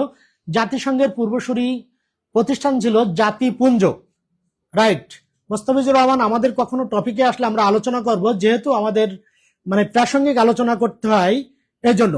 জাতিসংঘের মোট সম্মেলন 11টি। আমি তোমাকে বলি, সর্বপ্রথম শুরু হয়েছিল জাতিসংঘের লন্ডন ঘোষণা দিয়ে, শেষ হয়েছিল সান ফ্রান্সিসকো সম্মেলন। এর মধ্যে যে ইয়াল্টা সম্মেলন ছিল সেখানে ভেটো ক্ষমতা লাভ করে জাতিসংঘ বিশ্ববিদ্যালয় আছে জাপানে। বহুমাত্রিক জাতিসংঘের উপরেই 2টি ক্লাস হতে পারে, যেহেতু আমাদের প্রাসঙ্গিক এবং যে প্রশ্নগুলো বিশেষ আসছে এবং পূর্বতন নন ক্যাডার পরীক্ষা আসছে সেইগুলোই আমি আলোচনা করছি। এবং জাতিসংঘের মোট ভাষা হলো 6টি। এর মধ্যে 2টি কার্যকরী ভাষা, একটি হলো ইংরেজি ও আরেকটি হলো ফ্রেঞ্চ। যাই হোক, আমি বিষয়গুলো আবার পুনরায় যুক্ত করব। রাউন্ড অফ 32 2026 ফিফা বিশ্বকাপে নতুন ভাবে নকআউট পর্বে যুক্ত হয়েছে রাউন্ড অফ 32, যে এখন চলমান আছে। ব্রাজিল এবং আর্জেন্টিনা 2 মহারথী এখনো টিকে আছে। তোমাদেরকে আগেই বলেছিলাম ব্রাজিল ও আর্জেন্টিনা 2টি ল্যাটিন আমেরিকার এবং পাশাপাশি দেশ। ব্রাজিল নামটি এসেছে মূলত পর্তুগিজ যারা ছিল, সেই পর্তুগিজ তারা উপনিবেশ স্থাপন করেছিল ব্রাজিলে, এবং পর্তুগিজ শব্দ ব্রাসা থেকে মূলত ব্রাজিল শব্দটি এসেছে। ব্রাসা শব্দের অর্থ জ্বলন্ত কাঠের অঙ্গার, অর্থাৎ জ্বলন্ত যে আগুনের যে প্রতিচ্ছবি, যে অঙ্গার, সেখান থেকে, অর্থাৎ ব্রাজি শব্দটি ব্রাজি উড থেকে, অর্থাৎ ব্রাজিল উড থেকে আসছে। এটি একটি রঞ্জক পদার্থ হিসেবে ব্যবহার করা হয়। এই কাঠকে পর্তুগিজ যারা অভিযাত্রিক ছিল তারা এই নামটি দিয়েছিলেন। অনুরূপভাবে আর্জেন্টিনা যে নামটি, সেটি কারা দিয়েছিল? ইউরোপীয় অভিযাত্রিকরা আর্জেন্টিনাকে আর্জেন্টাম, অর্থাৎ রূপার দেশ, আর্জেন্টাম, আর্জেন্টাম রূপার দেশ, অর্থাৎ ইউরোপীয় অভিযাত্রিকরা যখন এসেছিল তখন কি করেছিল? এই ল্যাটিন আমেরিকার বা দক্ষিণ আমেরিকার আর্জেন্টিনার লোকজন প্রচুর পরিমাণে রূপা বা রৌপ্য উপহার দিয়েছিল, যার কারণে তারা রূপার দেশ হিসেবে অভিহিত করেছিল। এত বেশি পরিমাণে দিয়েছিল, তারা বলেছিল আর্জেন্টাম। এই আর্জেন্টাম শব্দ থেকে আর্জেন্টিনা শব্দটি এসেছে। প্রত্যেকটি জায়গা, প্রত্যেকটি দেশের নামকরণের পিছনে কয়েকটি কারণ থাকে, তার মধ্যে যেটি গুরুত্বপূর্ণ এবং প্রধান সে নামটি একটু বলার চেষ্টা করলাম, যেহেতু আমাদের সমসাময়িক সময় রাউন্ড অফ 30 যেটি নকআউট পর্ব, এখানে ব্রাজিল এবং আর্জেন্টিনা দুটি দেশই আছে। প্রিয় শিক্ষার্থী, আমরা পরের স্লাইডে চলে যাব এবং বেশি বেশি শেয়ার করবে, লাইক কমেন্ট শেয়ার, এটি খুবই গুরুত্বপূর্ণ। লাইক কমেন্ট শেয়ারের মাধ্যমে এটি রেখে দিতে হবে নিজের পেজে, যেন পরবর্তীতে আমরা দেখতে পারি বর্তমানে বাংলাদেশের অতিরিক্ত অর্থায়নের জন্য কোন আন্তর্জাতিক সংস্থার সঙ্গে আলোচনা চালিয়ে যাচ্ছে। ব্রাজিল আর্জেন্টিনা থেকে আয়তনে বৃহত্তম। ব্রাজিল হলো বিশ্বের ৫ম দেশ। সাইন ইসলাম, রাইট, তুমি যথার্থই বলছো। এবং এই ব্রাজিল নিয়ে অনেকগুলো পরীক্ষায় প্রশ্ন আসে। আমি কোনো একটি ক্লাসে বলেছিলাম যে ব্রাজিলের যে বিখ্যাত নদী অ্যামাজনাস, অর্থাৎ নারী যোদ্ধার নামে একটি পৃথিবীতে নদীর নাম আমাজন। কেমন? অ্যামাজন শব্দের অর্থ হলো নারী যোদ্ধা। Thank you very much. এরপরে আমরা চলে যাব মুস্তাফিজুর রহমান, ওরা অন্যদিক থেকেও এগিয়ে, রাইট। আমরা কিন্তু ব্রাজিল যে দেশটি, এখানে ওষুধ রপ্তানি করি এবং বাংলাদেশের অর্থনীতিতে ব্রাজিলের অনেক অনেক অবদান। বিশেষ করে ব্রাজিলে আমরা যেমন ওষুধ রপ্তানি করি, অনুরূপভাবে ব্রাজিল থেকে আমরা আমদানি পণ্য হিসেবে গম, কফি এগুলো কিন্তু আনি। এবং ব্রাজিলের কফির সুনাম সারা বিশ্বব্যাপী। আমরা যে কফি খাই, ব্রাজিলের কফি তো আমরা পাই না। কেমন? ব্রাজিলের কফি খুবই গুরুত্বপূর্ণ। নামাজ আদায় করে আবারও যুক্ত হব, স্যারের ক্লাসে জয়েন করলাম। Thank you Mehedi Hasan. নামাজ খুবই গুরুত্বপূর্ণ, অ্যাজ এ মুসলিম হিসেবে এটি আমাদের উচিত। এখন আমাদের যে প্রশ্ন, সঠিক উত্তর প্রত্যাশা করছি। বাংলাদেশ অতিরিক্ত অর্থায়নের জন্য কোন আন্তর্জাতিক সংস্থার সঙ্গে আলোচনা চালিয়ে যাচ্ছে? International Monetary fund. তুমি সাইন ইসলাম যে ইম লিখছে, ওখানে যদি এরকম হতো তাহলে ওটা শয়তানের বাচ্চা হয়ে যেত। এই ইম মানে শয়তানের বাচ্চা। তুমি কিন্তু ঠিক লিখছো, তুমি এফ লিখছো, no problem. International Monetary Fund সঠিক উত্তর। সাইন ইসলাম যথার্থই বলেছো। এবং আমি তোমাদেরকে আরেকটি বিষয় বলি, বিশ্ব ব্যাংক এবং ইন্টারন্যাশনাল মানিটারি ফান্ড এগুলো কিন্তু চাপ সৃষ্টিকারী গোষ্ঠী। পরীক্ষায় প্রশ্ন আসে, এগুলো চাপ সৃষ্টিকারী গোষ্ঠী কেন বলা হয়? এই প্রতিষ্ঠানগুলো যখন বাংলাদেশকে লোন দেয়, তারা কিছু শর্ত আরোপ করে এবং এই শর্ত পূরণের মাধ্যমে আমাদের লোন পেতে হয়। তার মানে এক ধরনের চাপে রাখে। এজন্য আমরা একে কি বলছি? চাপ সৃষ্টিকারী গোষ্ঠী। কেমন? এখানে আমরা আরেকটু জানবো, ইউনেস্কো 1945 সালে প্রতিষ্ঠিত হয়। এটি জাতিসংঘের একটি অঙ্গ সংগঠন। ইউতে ইউনাইটেড, এনে হলো নেশন, ইতে এডুকেশন, এসে হলো সায়েন্টিফিক, সিতে কালচারাল, ওতে অর্গানাইজেশন। তাহলে আমরা সুন্দর করে বলতে পারি যে জাতিসংঘের অন্যতম গুরুত্বপূর্ণ একটি অঙ্গ সংগঠন হলো এডুকেশন, অর্থাৎ শিক্ষা, বিজ্ঞান এবং সাংস্কৃতিক প্রতিষ্ঠান হলো বা সংস্থা হলো ইউনেস্কো। এই ইউনেস্কো কিন্তু বিভিন্ন আন্তর্জাতিক যে প্রতিষ্ঠান আছে আমাদের বিশ্বে গুরুত্বপূর্ণ প্রত্নতাত্ত্বিক স্বীকৃতি প্রদান করে থাকে। কেমন? বেশি বেশি করে লাইক এবং কমেন্ট প্রত্যাশা করছি, বেশি বেশি করে শেয়ার আশা করছি।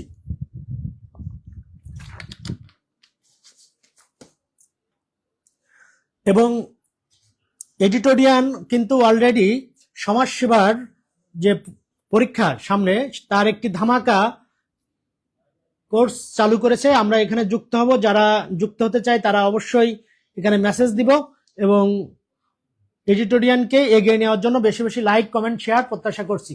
প্রিয় শিক্ষার্থী, আমরা তাহলে জানলাম ধারাবাহিকভাবে ইউনেস্কোর সদর দপ্তর হলো কোথায়? প্যারিস।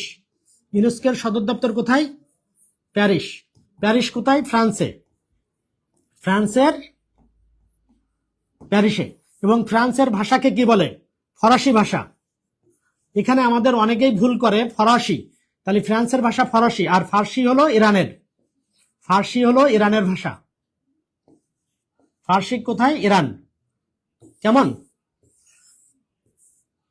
ইরান এই জন্য আরব দেশ নয়।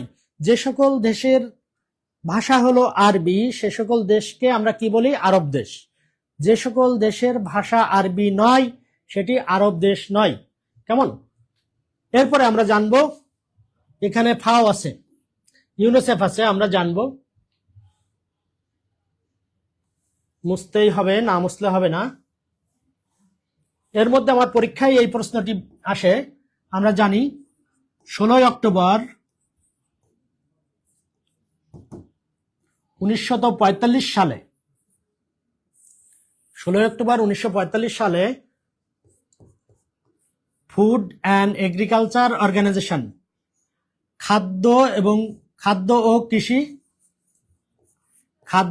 কৃষি সংস্থা, জাতিসংঘের দুটি কর্মসূচি আছে, একটি ফাও আর একটা হলো World Food Programme. World Food Programme. তাহলে জাতিসংঘের কিন্তু আমরা দুটি, অর্থাৎ খাদ্য এবং কৃষি সংক্রান্ত প্রতিষ্ঠান, ওয়ার্ল্ড ফুড প্রোগ্রাম এবং আরেকটা হলো ফাও। তো আমরা এই ফাও নিয়ে একটু জানবো। ফাও প্রতিষ্ঠিত হয় 16 অক্টোবর। এই জন্য আন্তর্জাতিক খাদ্য দিবস 16 অক্টোবর। প্রত্যেকটি প্রশ্নের কিন্তু একটি ব্যাকগ্রাউন্ড আছে। 16 অক্টোবর 1945 সালে প্রতিষ্ঠা হওয়ার কারণে এটি আন্তর্জাতিকভাবে বিশ্ব খাদ্য দিবস পালন করা হয়। প্রত্যেকটি প্রশ্নের কিন্তু এরকম ব্যাকগ্রাউন্ড আছে। কেমন? ইউনিসেফ হলো শিক্ষা সংক্রান্ত কাজ করে। জাতিসংঘের ইউনিসেফ হলো আত্মপীড়িত, পিছিয়ে পড়া শিশুদের নিয়ে কাজ করে ইউনিসেফ। আমাদের যেহেতু সময় কম, আমরা পরবর্তী স্লাইডে চলে যাব।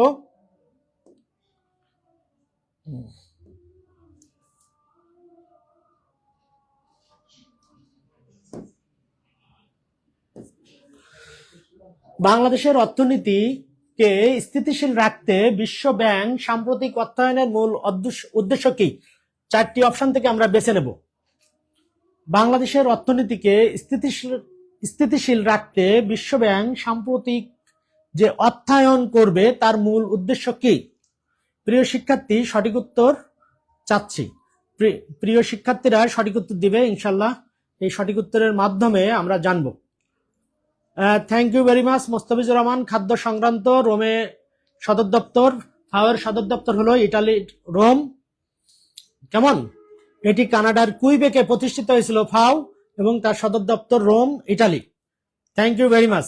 এরপরে আমরা চলে যাব আমাদের যে প্রশ্ন, বাংলাদেশের অর্থনীতিকে স্থিতিশীল রাখতে, এই প্রশ্নের আমি সঠিক উত্তর চাচ্ছি। স্যার, আমি আজ এডিটোরিয়ানের পেইড ব্যাচ হবে না, পেইড ব্যাচ এ ভর্তি হয়েছি। Thank you very much.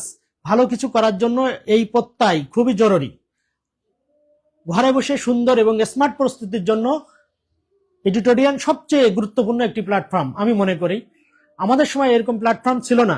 তোমরা ভাগ্যবান যে তোমরা একটি এডিটোরিয়ান নামক একটি প্ল্যাটফর্ম পেয়েছো, যেখানে বেশিরভাগ শিক্ষক ঢাকা বিশ্ববিদ্যালয় এবং দেশের অন্যান্য সুনামধন্য প্রতিষ্ঠান থেকে পড়াশোনা করছে এবং অসংখ্য চাকরি করার তাদের সুযোগ হয়েছে, চাকরির অভিজ্ঞতা আছে। এবং এখানে আমি জানি আমরা 4-5 জন বিশেষ ক্যাডার, যা অন্য কোনো প্ল্যাটফর্মে এরকম আছে কিনা আমার জানা নেই। যাই হোক, তোমরা বেশি বেশি যুক্ত থাকবে, লাইক, কমেন্ট, শেয়ার করবে, যেন তোমাদের কাঙ্ক্ষিত লক্ষ্যে তোমরা পৌঁছাতে পারো। চেষ্টাই সুসিদ্ধ হয় জীবনের আশা। স্বপ্ন দেখতে হবে শালীনতার, স্বপ্ন দেখতে হবে উজ্জ্বলতার, স্বপ্ন দেখতে হবে মরেও বেঁচে থাকার। জীবনকে জীবনের কাছে বিসর্জন দিতে হবে। মানুষ তার স্বপ্নের সমান বড়। বিশ্ব সাহিত্য কেন্দ্রের প্রতিষ্ঠাতা আব্দুল্লাহ আবু সাইদ স্যার বলেছেন, যার স্লোগান আলোকিত মানুষ চাই। আমি চাই তোমরা তোমাদের অস্তিত্ব অর্থবহ হোক। সঠিক উত্তর হলো এখানে খ। সঠিক উত্তর খ। সঠিক উত্তর খ। সর্বশেষ স্লাইড এটি আমাদের। এই স্লাইড পরবর্তী সময় আমরা এখান থেকে আজকের মতো ক্লাস শেষ করব। সর্বশেষ ভৌগোলিক নির্দেশক জিআই। জিআই পণ্য, জিআই পণ্য কোনটি এটি আমরা জানব। জিআই, জিতে জিওগ্রাফিক্যাল, জিওগ্রাফিক্যাল। আইতে হলো ইন্ডিকেশন মানে নির্দেশক, ইন্ডিকেশন।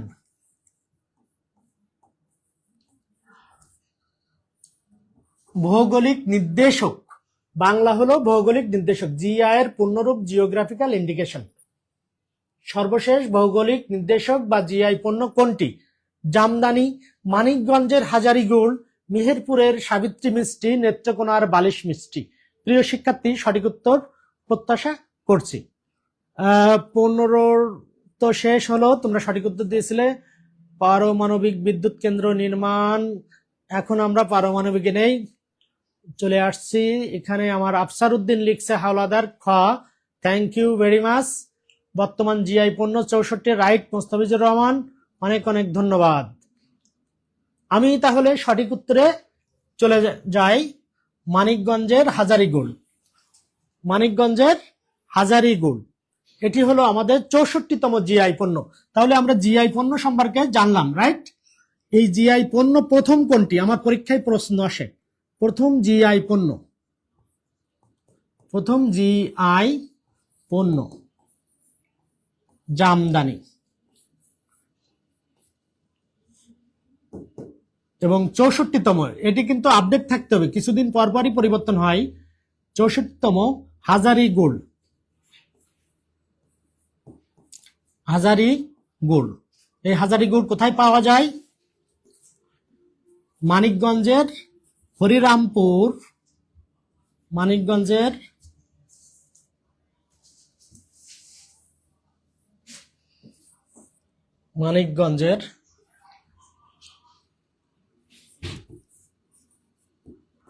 হরিরামপুর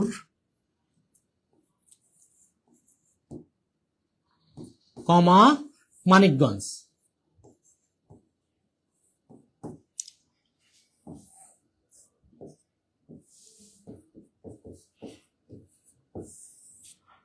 বৈশ্বিক কোন প্রতিষ্ঠান জিআই পণ্যের স্বীকৃতি প্রদান করে? বৈশ্বিক কোন প্রতিষ্ঠান, অর্থাৎ বিশ্বে একটি আন্তর্জাতিক সংস্থা আছে যেটি জাতিসংঘের অঙ্গ সংগঠন, ওইপো, ওয়ার্ল্ড ইন্টেলেকচুয়াল প্রপার্টি অর্গানাইজেশন। এর পূর্ণরূপ কি? World intellectual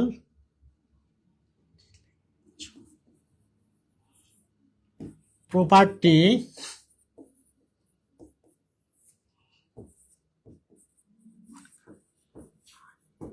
organisation. অর্থাৎ মানে বিশ্ব বুদ্ধিভিত্তিক যে সংস্থা উইপো, এই উইপো মূলত জিআই পণ্যের স্বীকৃতি প্রদান করে। এখন প্রশ্ন হলো, বাংলাদেশের কোন প্রতিষ্ঠান কাজ করে এই স্বীকৃতি প্রদানের সাথে? শিল্প মন্ত্রণালয়ের, আমরা একটু ধৈর্য ধরে দেখব, আশা করি অল্প সময়ে শেষ হবে। শিল্প মন্ত্রণালয়ের, খুবই গুরুত্বপূর্ণ, শিল্প মন্ত্রণালয়ের একটি অধিদপ্তর আছে, প্যাটেন্ট ডিজাইন ও ট্রেডমার্ক অধিদপ্তর। প্যাটেন্ট ডিজাইন ট্রেডমার্ক অধিদপ্তর, এটি বাংলাদেশের শিল্প মন্ত্রণালয়ের অধীন। এই প্রতিষ্ঠানটি মূলত বৈশ্বিক যে প্রতিষ্ঠান উইপোর সঙ্গে যোগাযোগ করে। এই উইপো নিয়ে আজ যে সকল প্রশ্ন আসে, উইপো কত সালে প্রতিষ্ঠিত? উইপো হলো 1967 সালে প্রতিষ্ঠিত। এই উইপোর বাংলাদেশ সদস্যপদ লাভ করে 1900 কত সালে? 85 সালে। উইপোর বাংলাদেশ সদস্যপদ লাভ করে 1985 সালে। আর উইপোর সদর দপ্তর কোথায়? জেনেভা। উইপোর সদর দপ্তর কোথায়? জেনেভা। কেমন? তাহলে আমাদের যে সকল প্রশ্ন জিআই পণ্য নিয়ে আসে আমরা শিখতে পারছি। এবং মানিকগঞ্জের যে হাজারীগুড়, আমি আগেই বলেছিলাম বাংলাদেশের প্রত্যেকটি জেলার একটি করে ব্র্যান্ডিং নাম আছে, অনুরূপভাবে মানিকগঞ্জের একটি ব্র্যান্ডিং নাম আছে। লোকসঙ্গীত ও হাজারীগুড় মানিকগঞ্জের প্রাণের সুর। প্রিয় শিক্ষার্থী, আজ আর নয়, অনলাইনে আজ আর নয়, আমরা দীর্ঘ যে ক্লাসটি করলাম এই ক্লাসটি কেমন লাগলো, সেটি আমরা কমেন্টের মাধ্যমে জানাবো। এবং ম্যারাথন কোর্স চলছে সমাজসেবা অধিদপ্তরে, 999 টাকা, সাথে বই। প্রিয় শিক্ষার্থী, এডিটোরিয়ান একটি অনবদ্য, অনস্বীকার্য, গুরুত্বপূর্ণ একটি অফার নিয়ে চলে আসছে, সমাজসেবার স্পেশাল ম্যারাথন ব্যাচ। 999 টাকা, সাথে একটি স্পেশাল বই। এটি নিঃসন্দেহে মানে খুব কার্যকর এবং উপকারী একটি বিষয়, যেটি আর কোথাও এত কম টাকায় এত সুন্দর একটি প্ল্যাটফর্মে যুক্ত হওয়ার স্মার্ট চাকরির প্রস্তুতির দ্বিতীয়টি আছে বলে আমার জানা নাই। তো প্রিয় শিক্ষার্থী, আমরা বেশি বেশি করে এই প্ল্যাটফর্মে যুক্ত থাকব এবং এই ম্যারাথন কোর্সে অংশগ্রহণ করব এবং সমাজসেবার স্পেশাল ম্যারাথন কোর্সে অংশগ্রহণের মাধ্যমে একটি সুন্দর চাকরি, যেটি নিজের অস্তিত্বকে অর্থবহ করবেন, যেমন নিজেকে সম্মানিত করবে, নিজের পরিবার, সমাজ এবং রাষ্ট্রকে সেবা করার একটি অনবদ্য সুযোগ। এই সুযোগ আমরা যদি পেতে চাই, নিঃসন্দেহে আমাদের এই প্ল্যাটফর্মে থাকতে হবে। প্রিয় শিক্ষার্থীর নিকট থেকে ক্লাস সংক্রান্ত একটু জানতে চাই, ক্লাসটি কেমন লাগলো? আশা করি আমরা কমেন্টের মাধ্যমে বেশি বেশি করে একটু জানাবো, তাহলে আমি বুঝতে পারবো। অনেক সুন্দর একটি ক্লাস ওভার দিয়েছেন, ধন্যবাদ। সময় লিপিকার স্যার, আপনার ক্লাস তো ভালোই হয়, সময় লিপিকার খুব বরাবরই ভালো লেগে। স্যার, এত পড়া কিভাবে আপনি মনে রাখেন? আমি তো এত মনে রাখতে পারি না, ভুলে যাই স্যার। ভুলে যাওয়া সহজাত প্রবৃত্তি, আমরা সবাই ভুলে যাই, কিন্তু বারবার পড়ার মাধ্যমে আত্মস্থ করতে হবে। তবে কারোর হোল্ডিং ক্যাপাসিটি একটু কম, যার কম সে বেশি করে পড়বে, যার অল্প পড়ে মনে থাকে তার কম পড়লে চলবে। মূলত হোল্ডিং ক্যাপাসিটি হলো আসল। আমাদের মেমোরিতে কেউ 2-4 বার পড়ে মনে রাখে, কেউ ততোধিক বার পড়তে হয়। সুতরাং এটি কোনো বিষয় না, সময় দিয়ে পড়লে অবশ্যই মনে থাকবে। বারংবার পড়তে হবে, যে বিষয়টি মনে না থাকবে সেটি নোট করে রাখতে হবে, চিরকুট রাখতে হবে। আমি যখন বাইরে যাব মোবাইলে ছবি তুলে রাখবো, অবসর সময় পাবো তখন এটি দেখবো। এবং মনে রাখার জন্য আমার এই পেজটা, অর্থাৎ এডিটোরিয়ান পেজটা খুবই গুরুত্বপূর্ণ। এটি বেশি বেশি করে শেয়ার করব, নিজের ফেসবুকে অলে শেয়ার করে রাখবো। মনে না থাকলে আমি যখন অবসর সময় থাকবো, রেস্টে থাকবো, তখন এটি আমি দেখতে থাকবো। আব্দুল বারী, যিনি ঢাকা বিশ্ববিদ্যালয়ের একজন মেধাবী শিক্ষার্থী, হাজী মোহাম্মদ মহসিন আলী ছিলেন আমার প্রিয় শহীদ বন্ধু, অনেক অনেক শুভকামনা, ধন্যবাদ। আর এডিটোরিয়ান এই কোর্স সম্পর্কে বিস্তারিত জানতে ইনবক্স করুন, ফোন করুন, নির্দিষ্ট যে নম্বরটি আছে এই নম্বরে ফোন করে যুক্ত থাকবো এবং আমরা যে ম্যারাথন কোর্স, এই কোর্সে অংশগ্রহণ করব। এই সুবর্ণ সুযোগ হাতছাড়া হয়ে গেলে দ্বিতীয়বার কিন্তু পাওয়া যাবে না। সুতরাং বারবার সুযোগ আসে না, যায় দিন ভালো আসে দিন খারাপ। সুতরাং ভালো দিনের জন্য, ভালো কিছুর জন্য, আগামীর ভবিষ্যতের জন্য এই ম্যারাথন কোর্সে অংশগ্রহণ করব। মাত্র 999 টাকা, এটি খুব বেশি টাকা না, খুব সামান্য, এবং সঙ্গে আরেকটি বইও থাকবে। সুতরাং আমরা এই সুযোগটা মিস করবো না। সবার সুস্বাস্থ্য এবং মঙ্গল কামনা করি। আজ এই পর্যন্তই, অনেক অনেক ধন্যবাদ এবং কৃতজ্ঞতা। আল্লাহ হাফেজ।